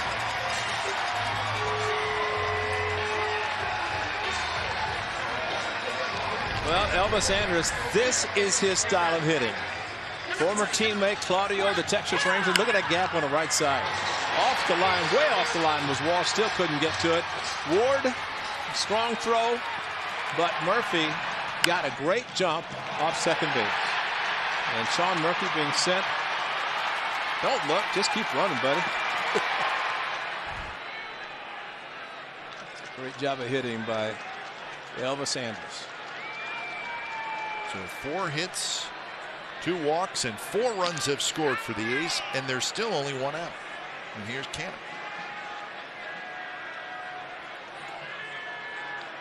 Canha takes a strike. Bad thing about a mask.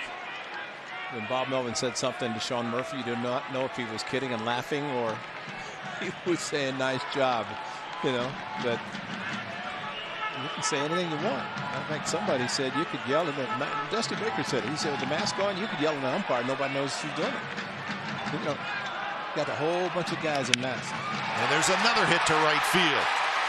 Here comes Brown, but he's going to be held up. And the bases are loaded with 1 out. Well, some great approaches, man. This is great.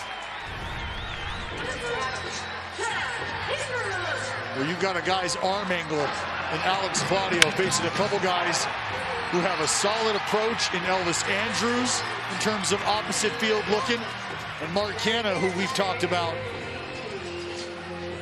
And a good job by Mark Kotsay to hold up Seth Brown.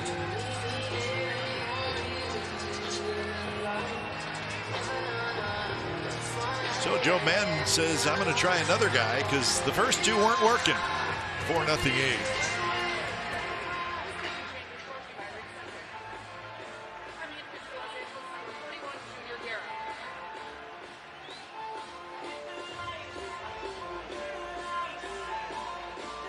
The accounts and descriptions of this game may not be disseminated without the express written consent of the Athletics Investment Group, LLC.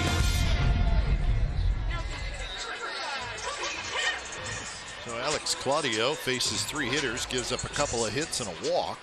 So he's out. Junior Guerra comes in, the right-hander, for his 15th appearance. 2-1, 6.17 ERA.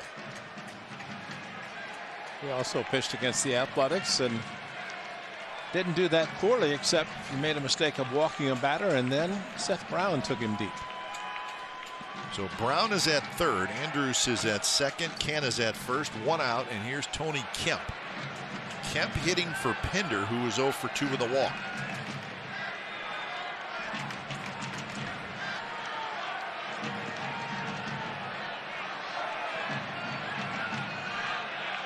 So an opportunity for the A's to kind of blow it open here in the bottom of the 6th. First pitch to Kemp. Breaking ball inside corner for a strike.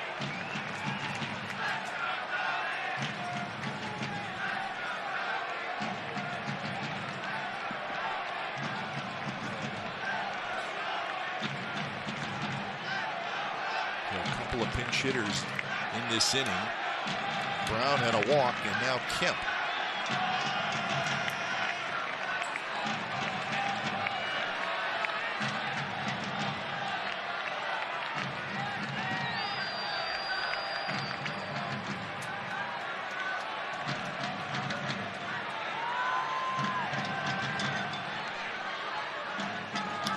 Kemp rolls it up the first base line, but it's foul.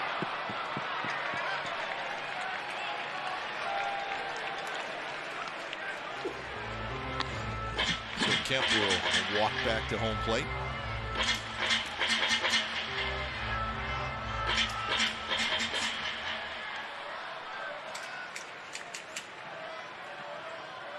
I tell you, you'd love nothing more than for TK to get a knock here, bust it open, get the laser an opportunity to do some damage and extend the lead.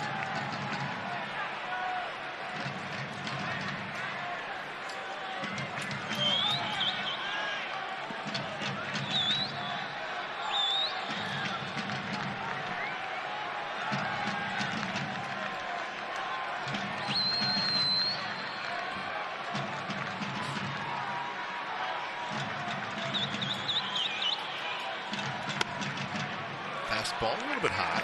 Kemp lays off.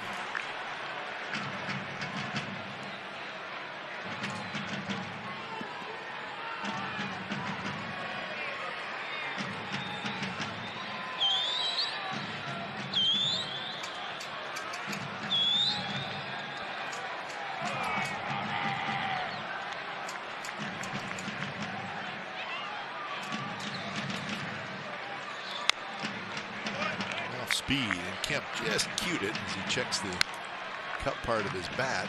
He chipped it a little bit.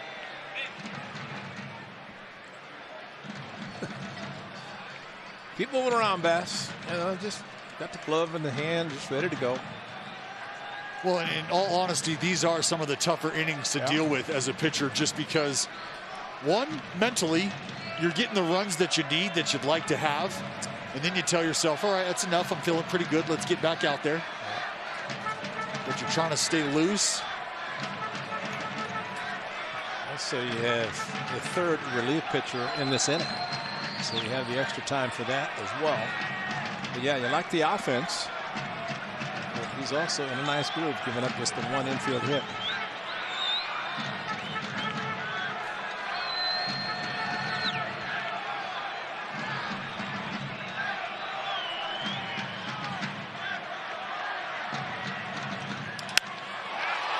Kemp to center. Garris sets up. Brown tags. Brown coming in, and Brown will score with a head-first slide, and it's 5-0. Give Tony Kemp the sacrifice fly and the RBI.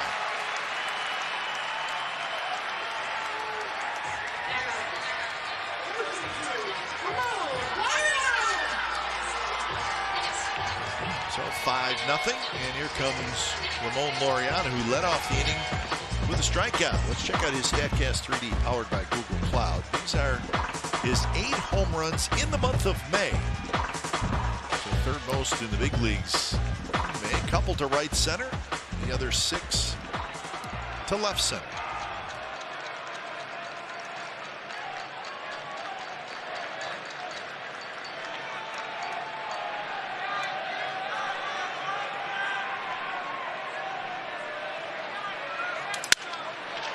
Big time broken bat. He's got a chance to beat it out, and the throw got him. Laureano with his hands on his knees, and he was out. That's a big inning for the A's. They score 5 times to take a 5-0 lead after 6.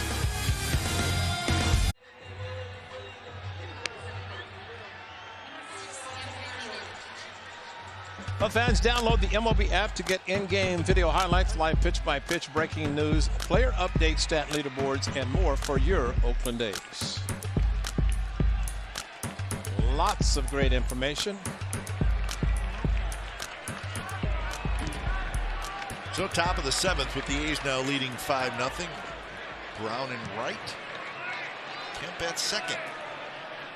Those are the guys staying in the game after pinch hitting.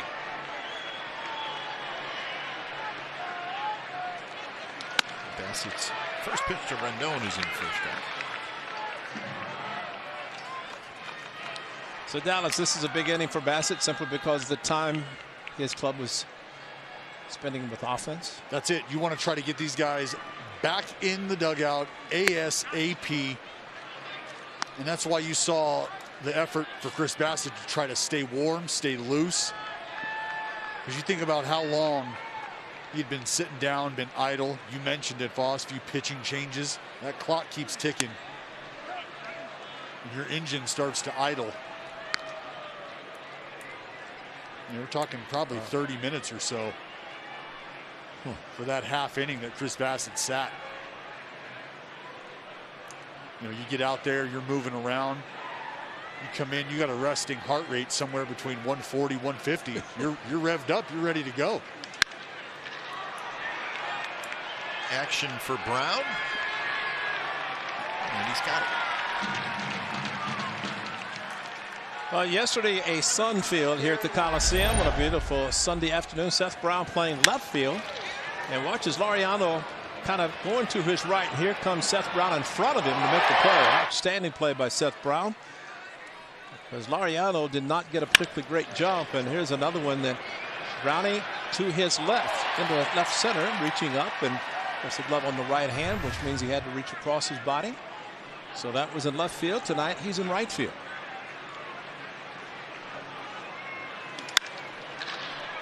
Walsh goes after the first pitch. Lofts one toward Cannon near the line. And that's 2 outs.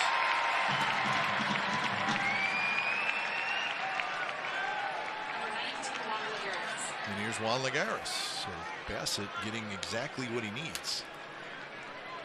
A quick inning so far, trying to finish it off. Well, he's had a lot of success of early contact, early weak contact, overall weak contact.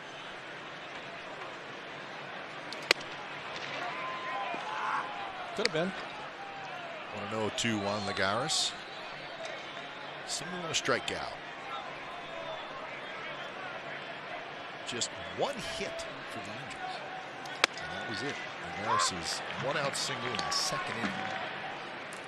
Well, I think it's great for Chris Bassitt pitching the 7th inning tonight, realizing that his last start against these Angels in Anaheim went 7 2/3. And I would think as a starting pitcher, you're going to try to eclipse that previous. Well, Irvin pitched 8 innings in his start earlier in the month of May. Sharp slider. Well, that's a pitch that Chris Bassitt has continued to bring along with him and really has continued to grow. I mean, it's becoming a weapon for him.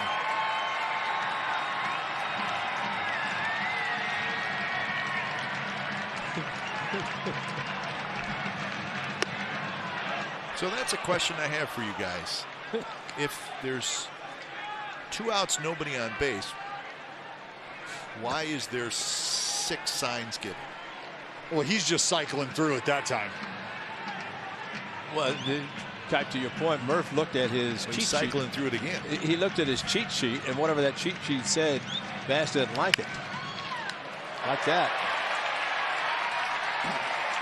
3 up, 3 down inning. Bassitt's been terrific. 5-0. 7th inning stretch time. You can't just have one drive when you score a whole bunch of runs in one inning. That started with an opposite field double by Matt Olson, and then Matt Chapman with this throw going to third base. A bad throw. That was an error. But this one, the big one right here. Sean Murphy, shallow and right behind Jed Lowry is Matt Chapman, who got a great read on the ball. As Mario said, wait a minute, you're a little bit faster than me. He almost caught him. Actually had to stutter step a little bit to avoid passing him.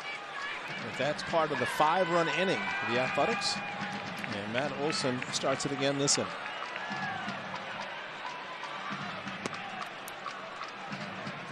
Olson 1 for 3, doubled and scored in the 6th.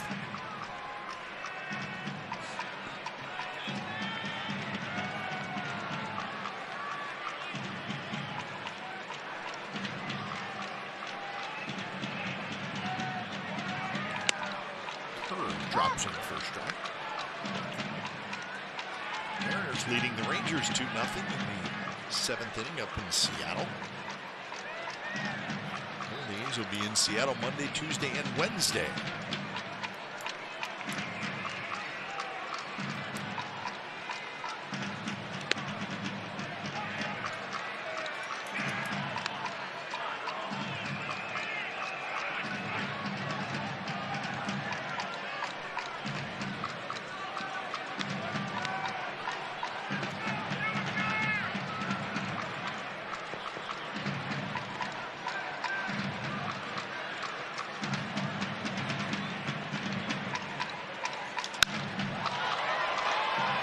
Shallow left. Upton coming in.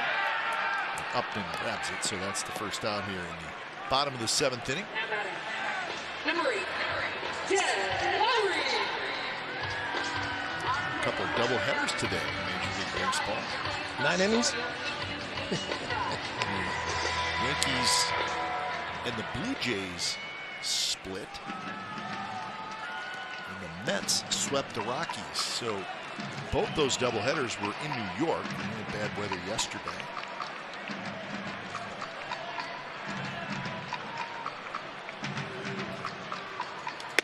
First pitch to Lowry is outside.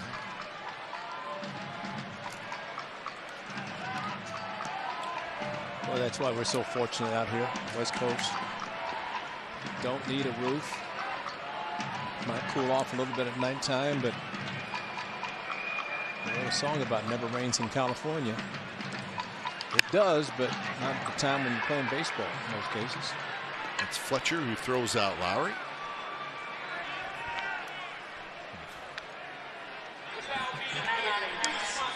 From A's Cast Live to the Bill, take MLB's top podcast with you on the go with in-depth shows hosted by Chris Townsend, Ken Korak, and Vince Petronio. A's Cast is your #1 destination for all baseball headlines and stories. Listen along at athletics.com/A'sCast.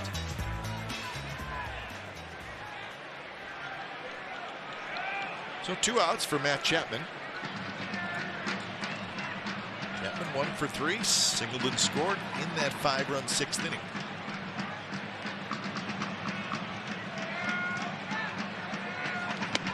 First pitch is a ball.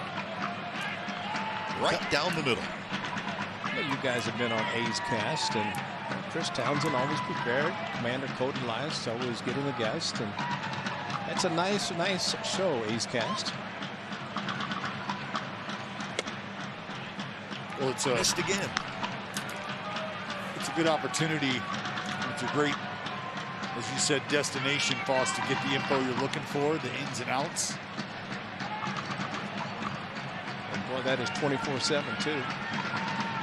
Just listen to baseball all the time. Bobby Crosby, your teammate Dallas, said he was driving to Texas, I think last year when baseball was kind of shut down for the minor leagues. And, yeah, listened to it the whole way from Arizona to Texas.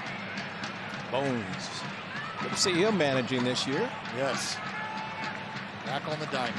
Ed Sprague Jr., who's now the director of player development, talking about if you're going to send some shortstops to the minor league, send them to where Bobby Crosby is a shortstop. You're going to learn a lot. But that was a credit to Bobby and Adam Rosales managing also in the Arizona Summer League. Well, I was the one who reached out to Bones a few years ago and got him involved in our fantasy camp. And you could tell right away just the love, the passion, the IQ on the diamond. I mean, Sprague is right. You need help. So that's a guy. Pop-up foul. Count remains 3-2. And I've always said you need good guys in baseball as instructors and managers, coaches. You need to have the good players that they have the back of the baseball card, and the players that they get know who they are, listen to them. And that's the way it should be.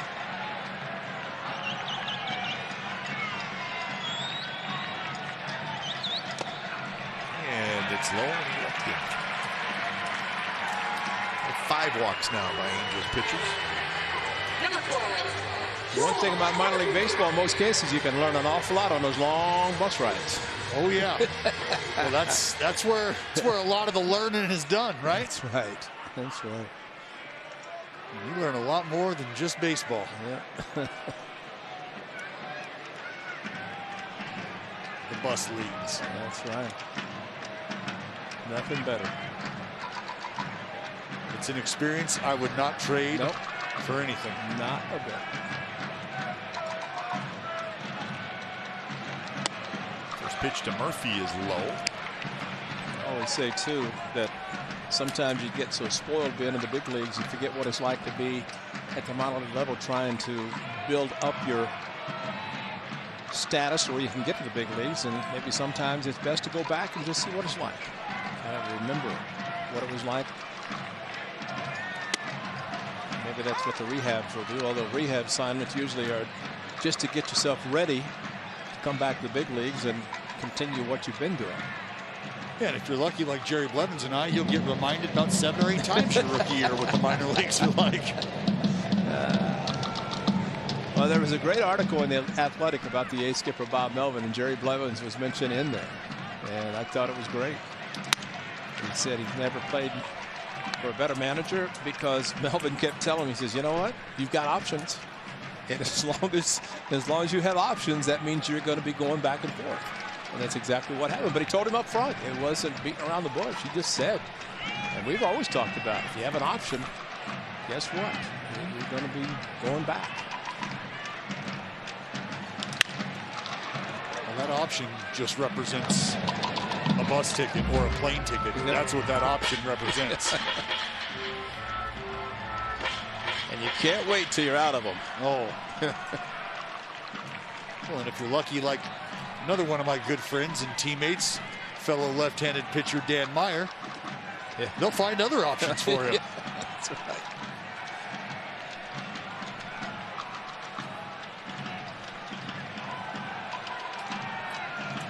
Swing and a miss by Murphy, and that ends the inning. 2-out base runner, nothing else. We're on to the 8th, 5-0 A's. Brought to you by your California Ford dealers. Well, Chris Bassitt, it always starts with the pitcher. He got Ohtani, and then he just went to work. Good breaking ball, got Rendon. 7 strikeouts for Chris Bassitt in just 86 pitches. And he has just been dealing using all of his pitches. Giving up just 1 infield base hit, and that is it to Lagares. Chris Bassitt actually taking the mound before starting this inning. You look out on the field, there's only one guy. It's Chris Bassitt. Talk about somebody that was anxious to get back out on the mound, and why not the way he's pitching. Rojas to lead it off here in the top of the 8th inning. Ward to follow, and then Butera.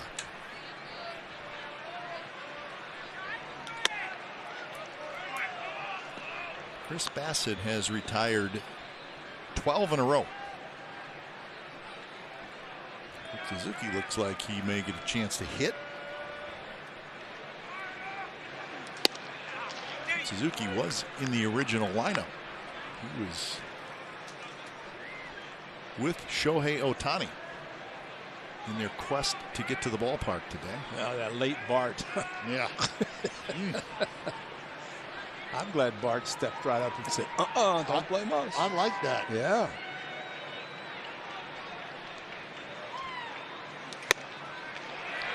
Two and 2 now to Rojas, who is 0 for 2. He said, we are Bay Area's rapid transit. That's right. We had no issues.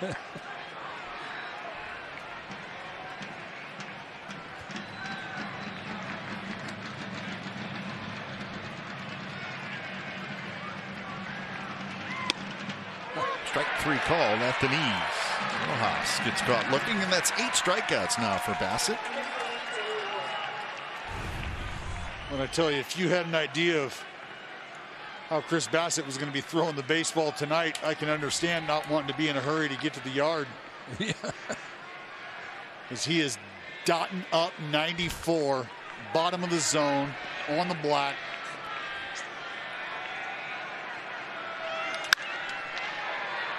Hit high and fouled on the right field line.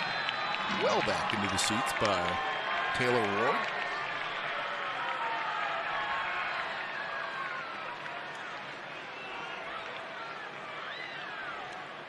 Angels will be used to Bart and the city. They are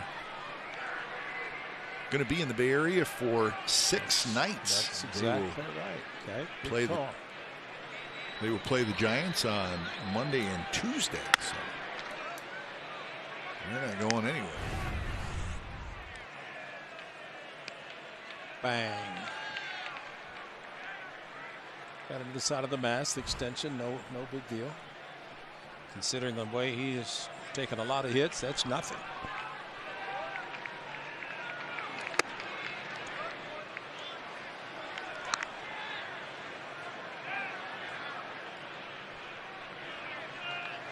Two and 1 to Taylor Ward.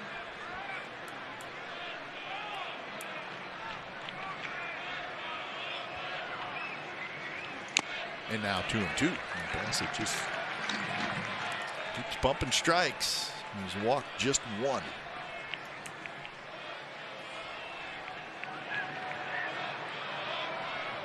I bet if Marvin Hudson had to do Ohtani's over at 3-2, he might have rung him up. Just hit that questionable, a little bit low.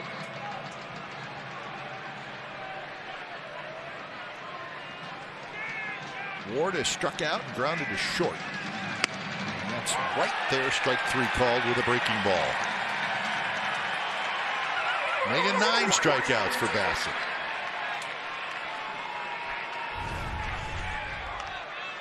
Well, he did it to old Rojas on the heater. And this right here, a little Slidro Wilson just locking up Taylor Ward, turning Mr. Ward into a window shopper. You get those knees buckling, you got no chance as a hitter.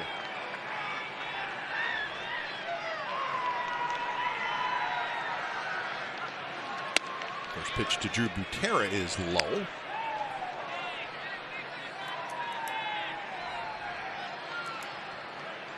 $14 in a row retired now by Chris Bassitt. 1 hit allowed.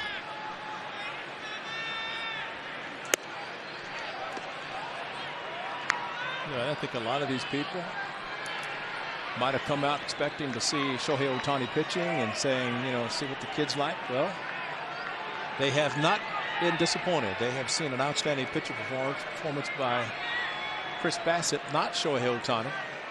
But Bassitt has been outstanding as he pitches. It's the first time we've seen him tonight pitching out of the stretch with nobody on.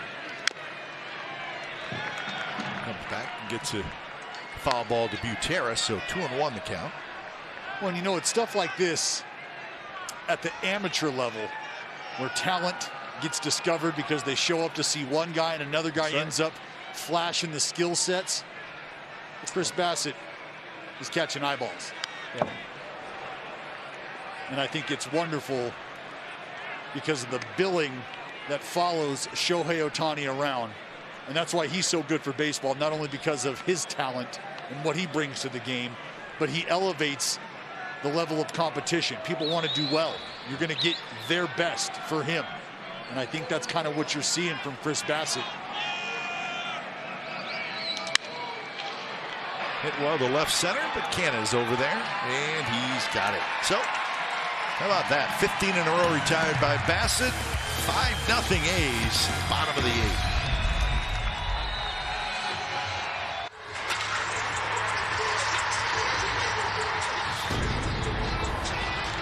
Game summary brought to you by your local Toyota dealers.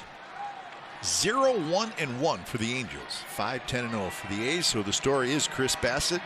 9 strikeouts in those 8 shutout innings. 3 hits for Mark Canha. He scored all 5 runs in that bottom of the 6th inning. So Junior Guerra is still out there as he faces Brown, Andrus, and then the top of the order, Mark Canha. There is the 4th pitcher in the ball game for the Angels.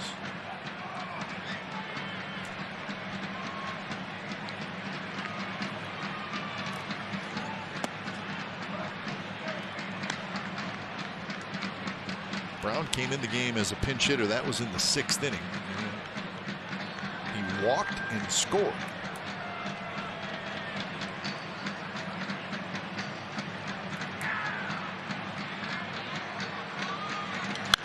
Foul left side.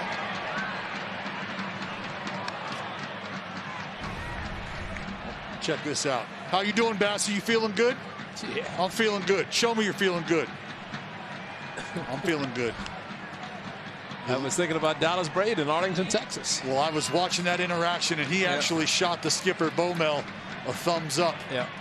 He's over 100 pitches, which is good that he's gave him that and gets a chance to go out for the 9th.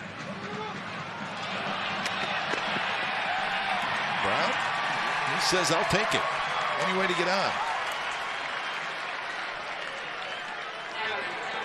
Well, and the only thing that could impede Chris Bassitt from finishing this ball game would be another extended inning here. Yep. There's a pass ball.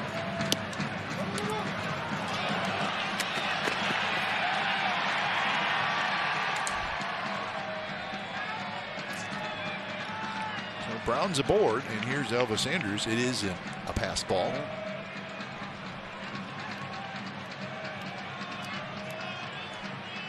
Andrus is 1 for 3. He had an RBI hit in that 6th inning. Pitch in first strike.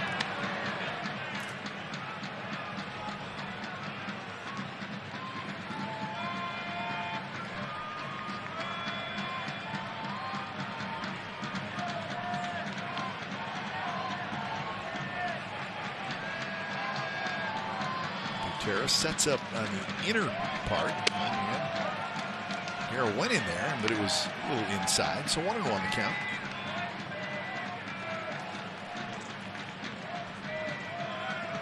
Elvis Andrus batting at 200. He's there. Just keep going up. It's a big at bat for him. Pops a foul back.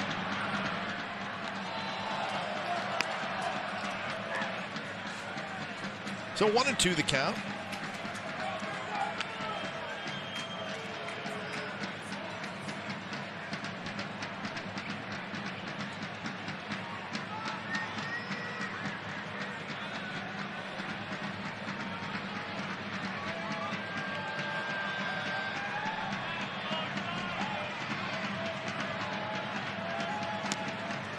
That's a swing and a miss, and that one got by Butera. Elvis Andrus strikes out. Brown does go to second base. Wow.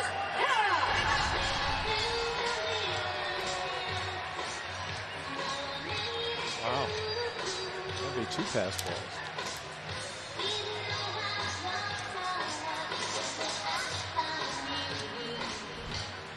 Let's see what the ruling is there, but either way, the A's, that's going to be ruled a wild pitch. Well, unfortunately for Butera, the veteran catcher that he is, he's reaching a lot with the glove, and any movement at all prohibits the catcher really from catching the ball. So that's why the movement of the body helps. There's Canna, who's had a big night. 3 singles and a walk, so he's been on base all 4 times.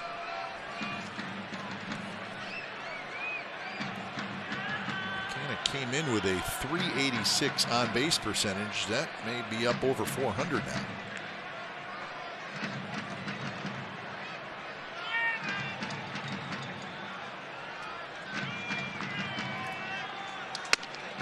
Breaking ball for strike, 0-2.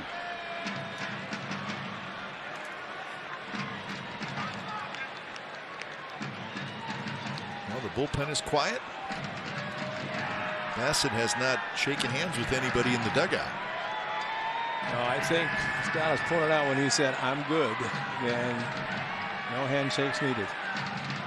Well, you just watched the body language of Bob Melvin as Bassett walked in. Bob Melvin walked away from him as to not engage him, to let him know it's your ball game. Yeah, rightfully so. He's got giving up just 1 hit, which was an infield hit. He could be on the threshold of something that's been done, 6 times already this year.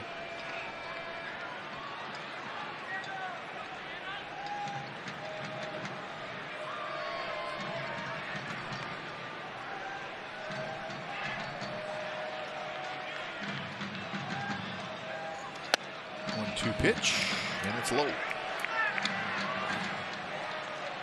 36 pitches now for Junior Guerra.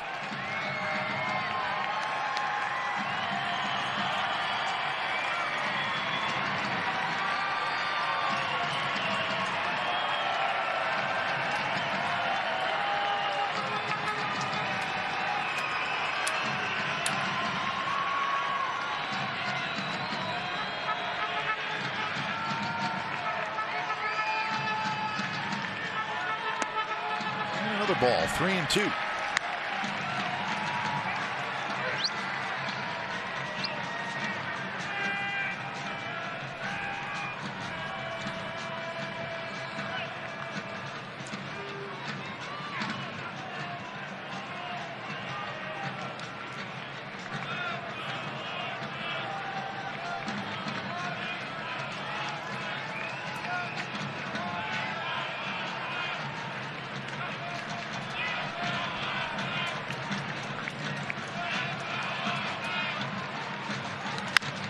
Bounces one right past Marcotte to keep the count 3-2.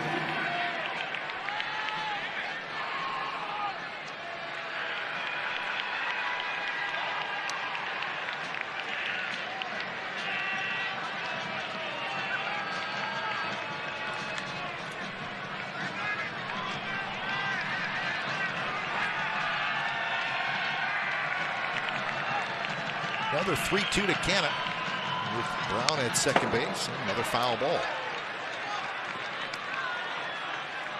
Canna would like to get another swing at that one.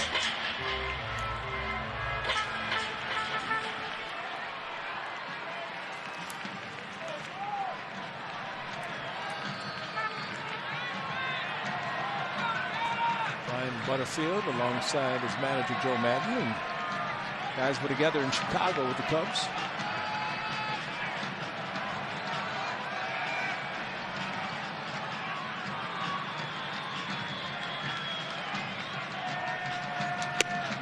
And that one misses bad inside, and Canna is aboard for the 5th time. 6 walks now for Angels pitchers. Number 5,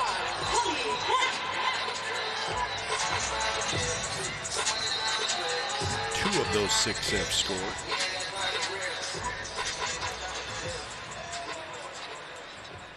So here's Kemp, who's going to hit for the 2nd time. He pinch hit in the 6th and had a sacrifice fly.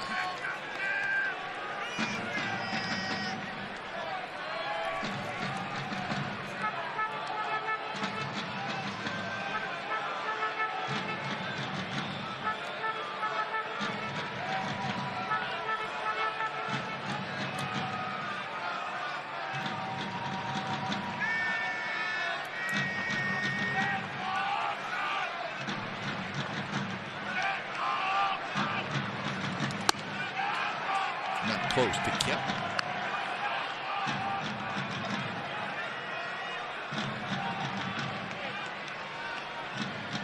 Haven't had a ball put in play yet this inning. Well, patience right down to the end. Okay, so maybe That's one way to look at it. Yeah, so, especially Canna started 0-2. Ends up walking, but that's Canna at his best as a leadoff hitter. And had a runner in scoring position, second base, but didn't really get a pitch that he could drive him in. Well, and regardless of what portion of the ball game it is, think about the 6th inning. You get 10 men to the plate. There's probably some patience involved in that. A couple of free passes, and if that's the mindset, and that's when it kicks in, I'm more than okay with it filtering over through the 8th, 9th inning. And tomorrow. Yeah. Scooped at second and the throw to first, and that is a 4-6-3 double play. So that's how the 8th inning ends. Bassett going out, looking for his first complete game.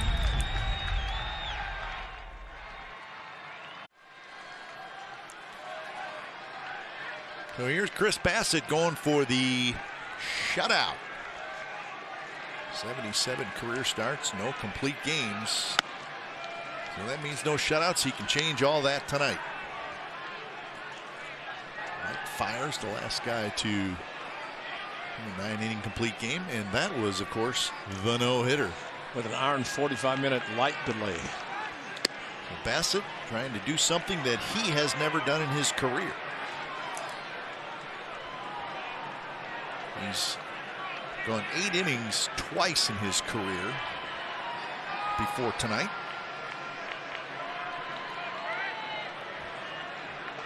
Two 0 to Fletcher.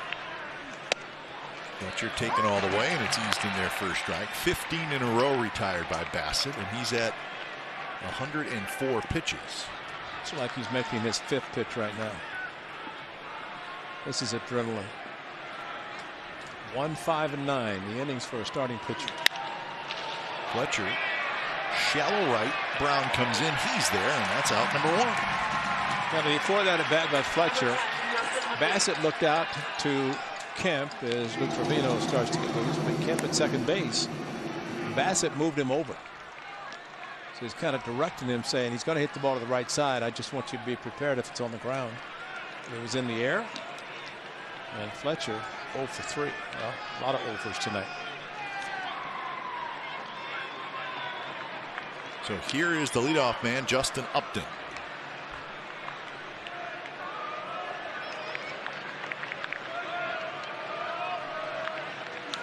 And that one is lined to left. And it's going to one-hop the wall.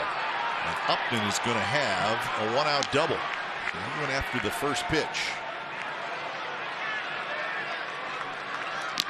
So Bob Melvin has Lou Trevino loosening, and I would think that it's batter to batter right now as a hanger.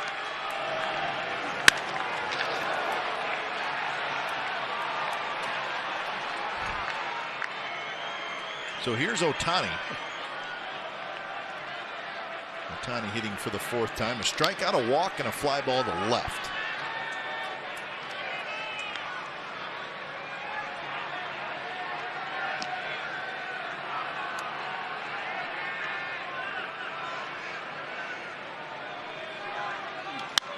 Ohtani goes after the high fastball and fouls it back.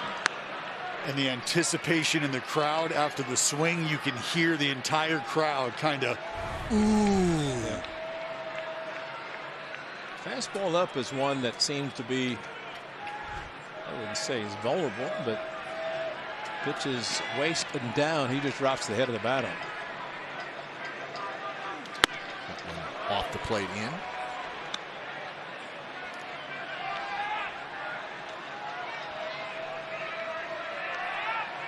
On deck is Rendon.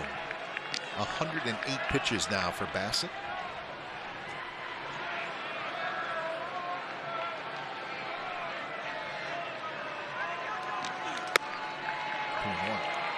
.92 miles an hour. Trevino looks like he's about ready out in the A's bullpen. And this is where you want to execute if you're Chris Bassett. You don't want to make a mistake that could leave a bad taste in your mouth after an outstanding evening. You want to finish it off. Ohtani fouls it straight back. Now it's 2-2.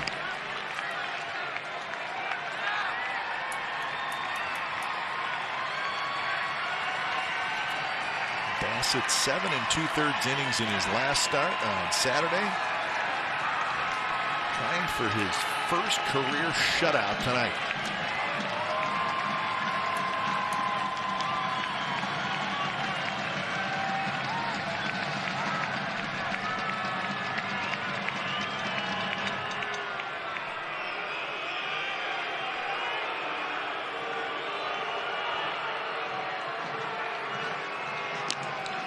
I guess pitchers know just what they have and have not done, and I just think there's no doubt in Chris Bassett's mind. He knows he's never been in this position.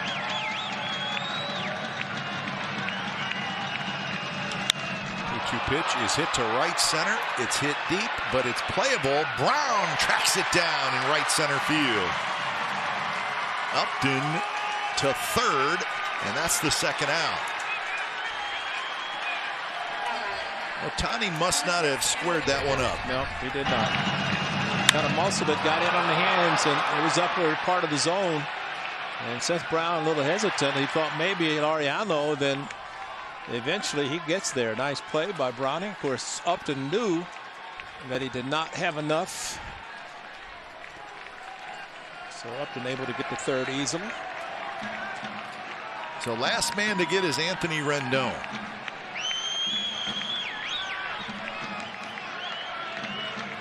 You know what I like about this? Infield, outfield, straight up. And Rendon does use the whole field, but they're not trying to say he's going to hit it in a certain direction. First pitch. Drops in for a strike to Rendon, who's 0 for 3.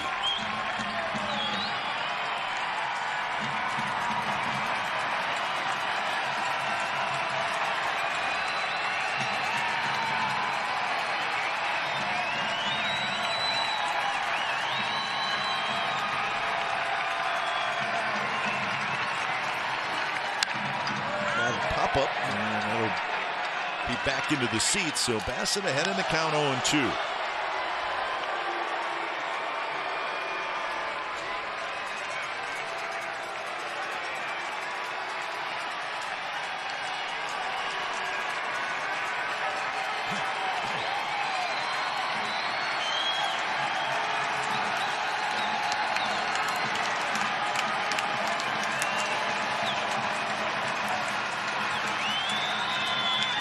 Pitch bounced to short. Anders has it, flips it across, and that's the ball game.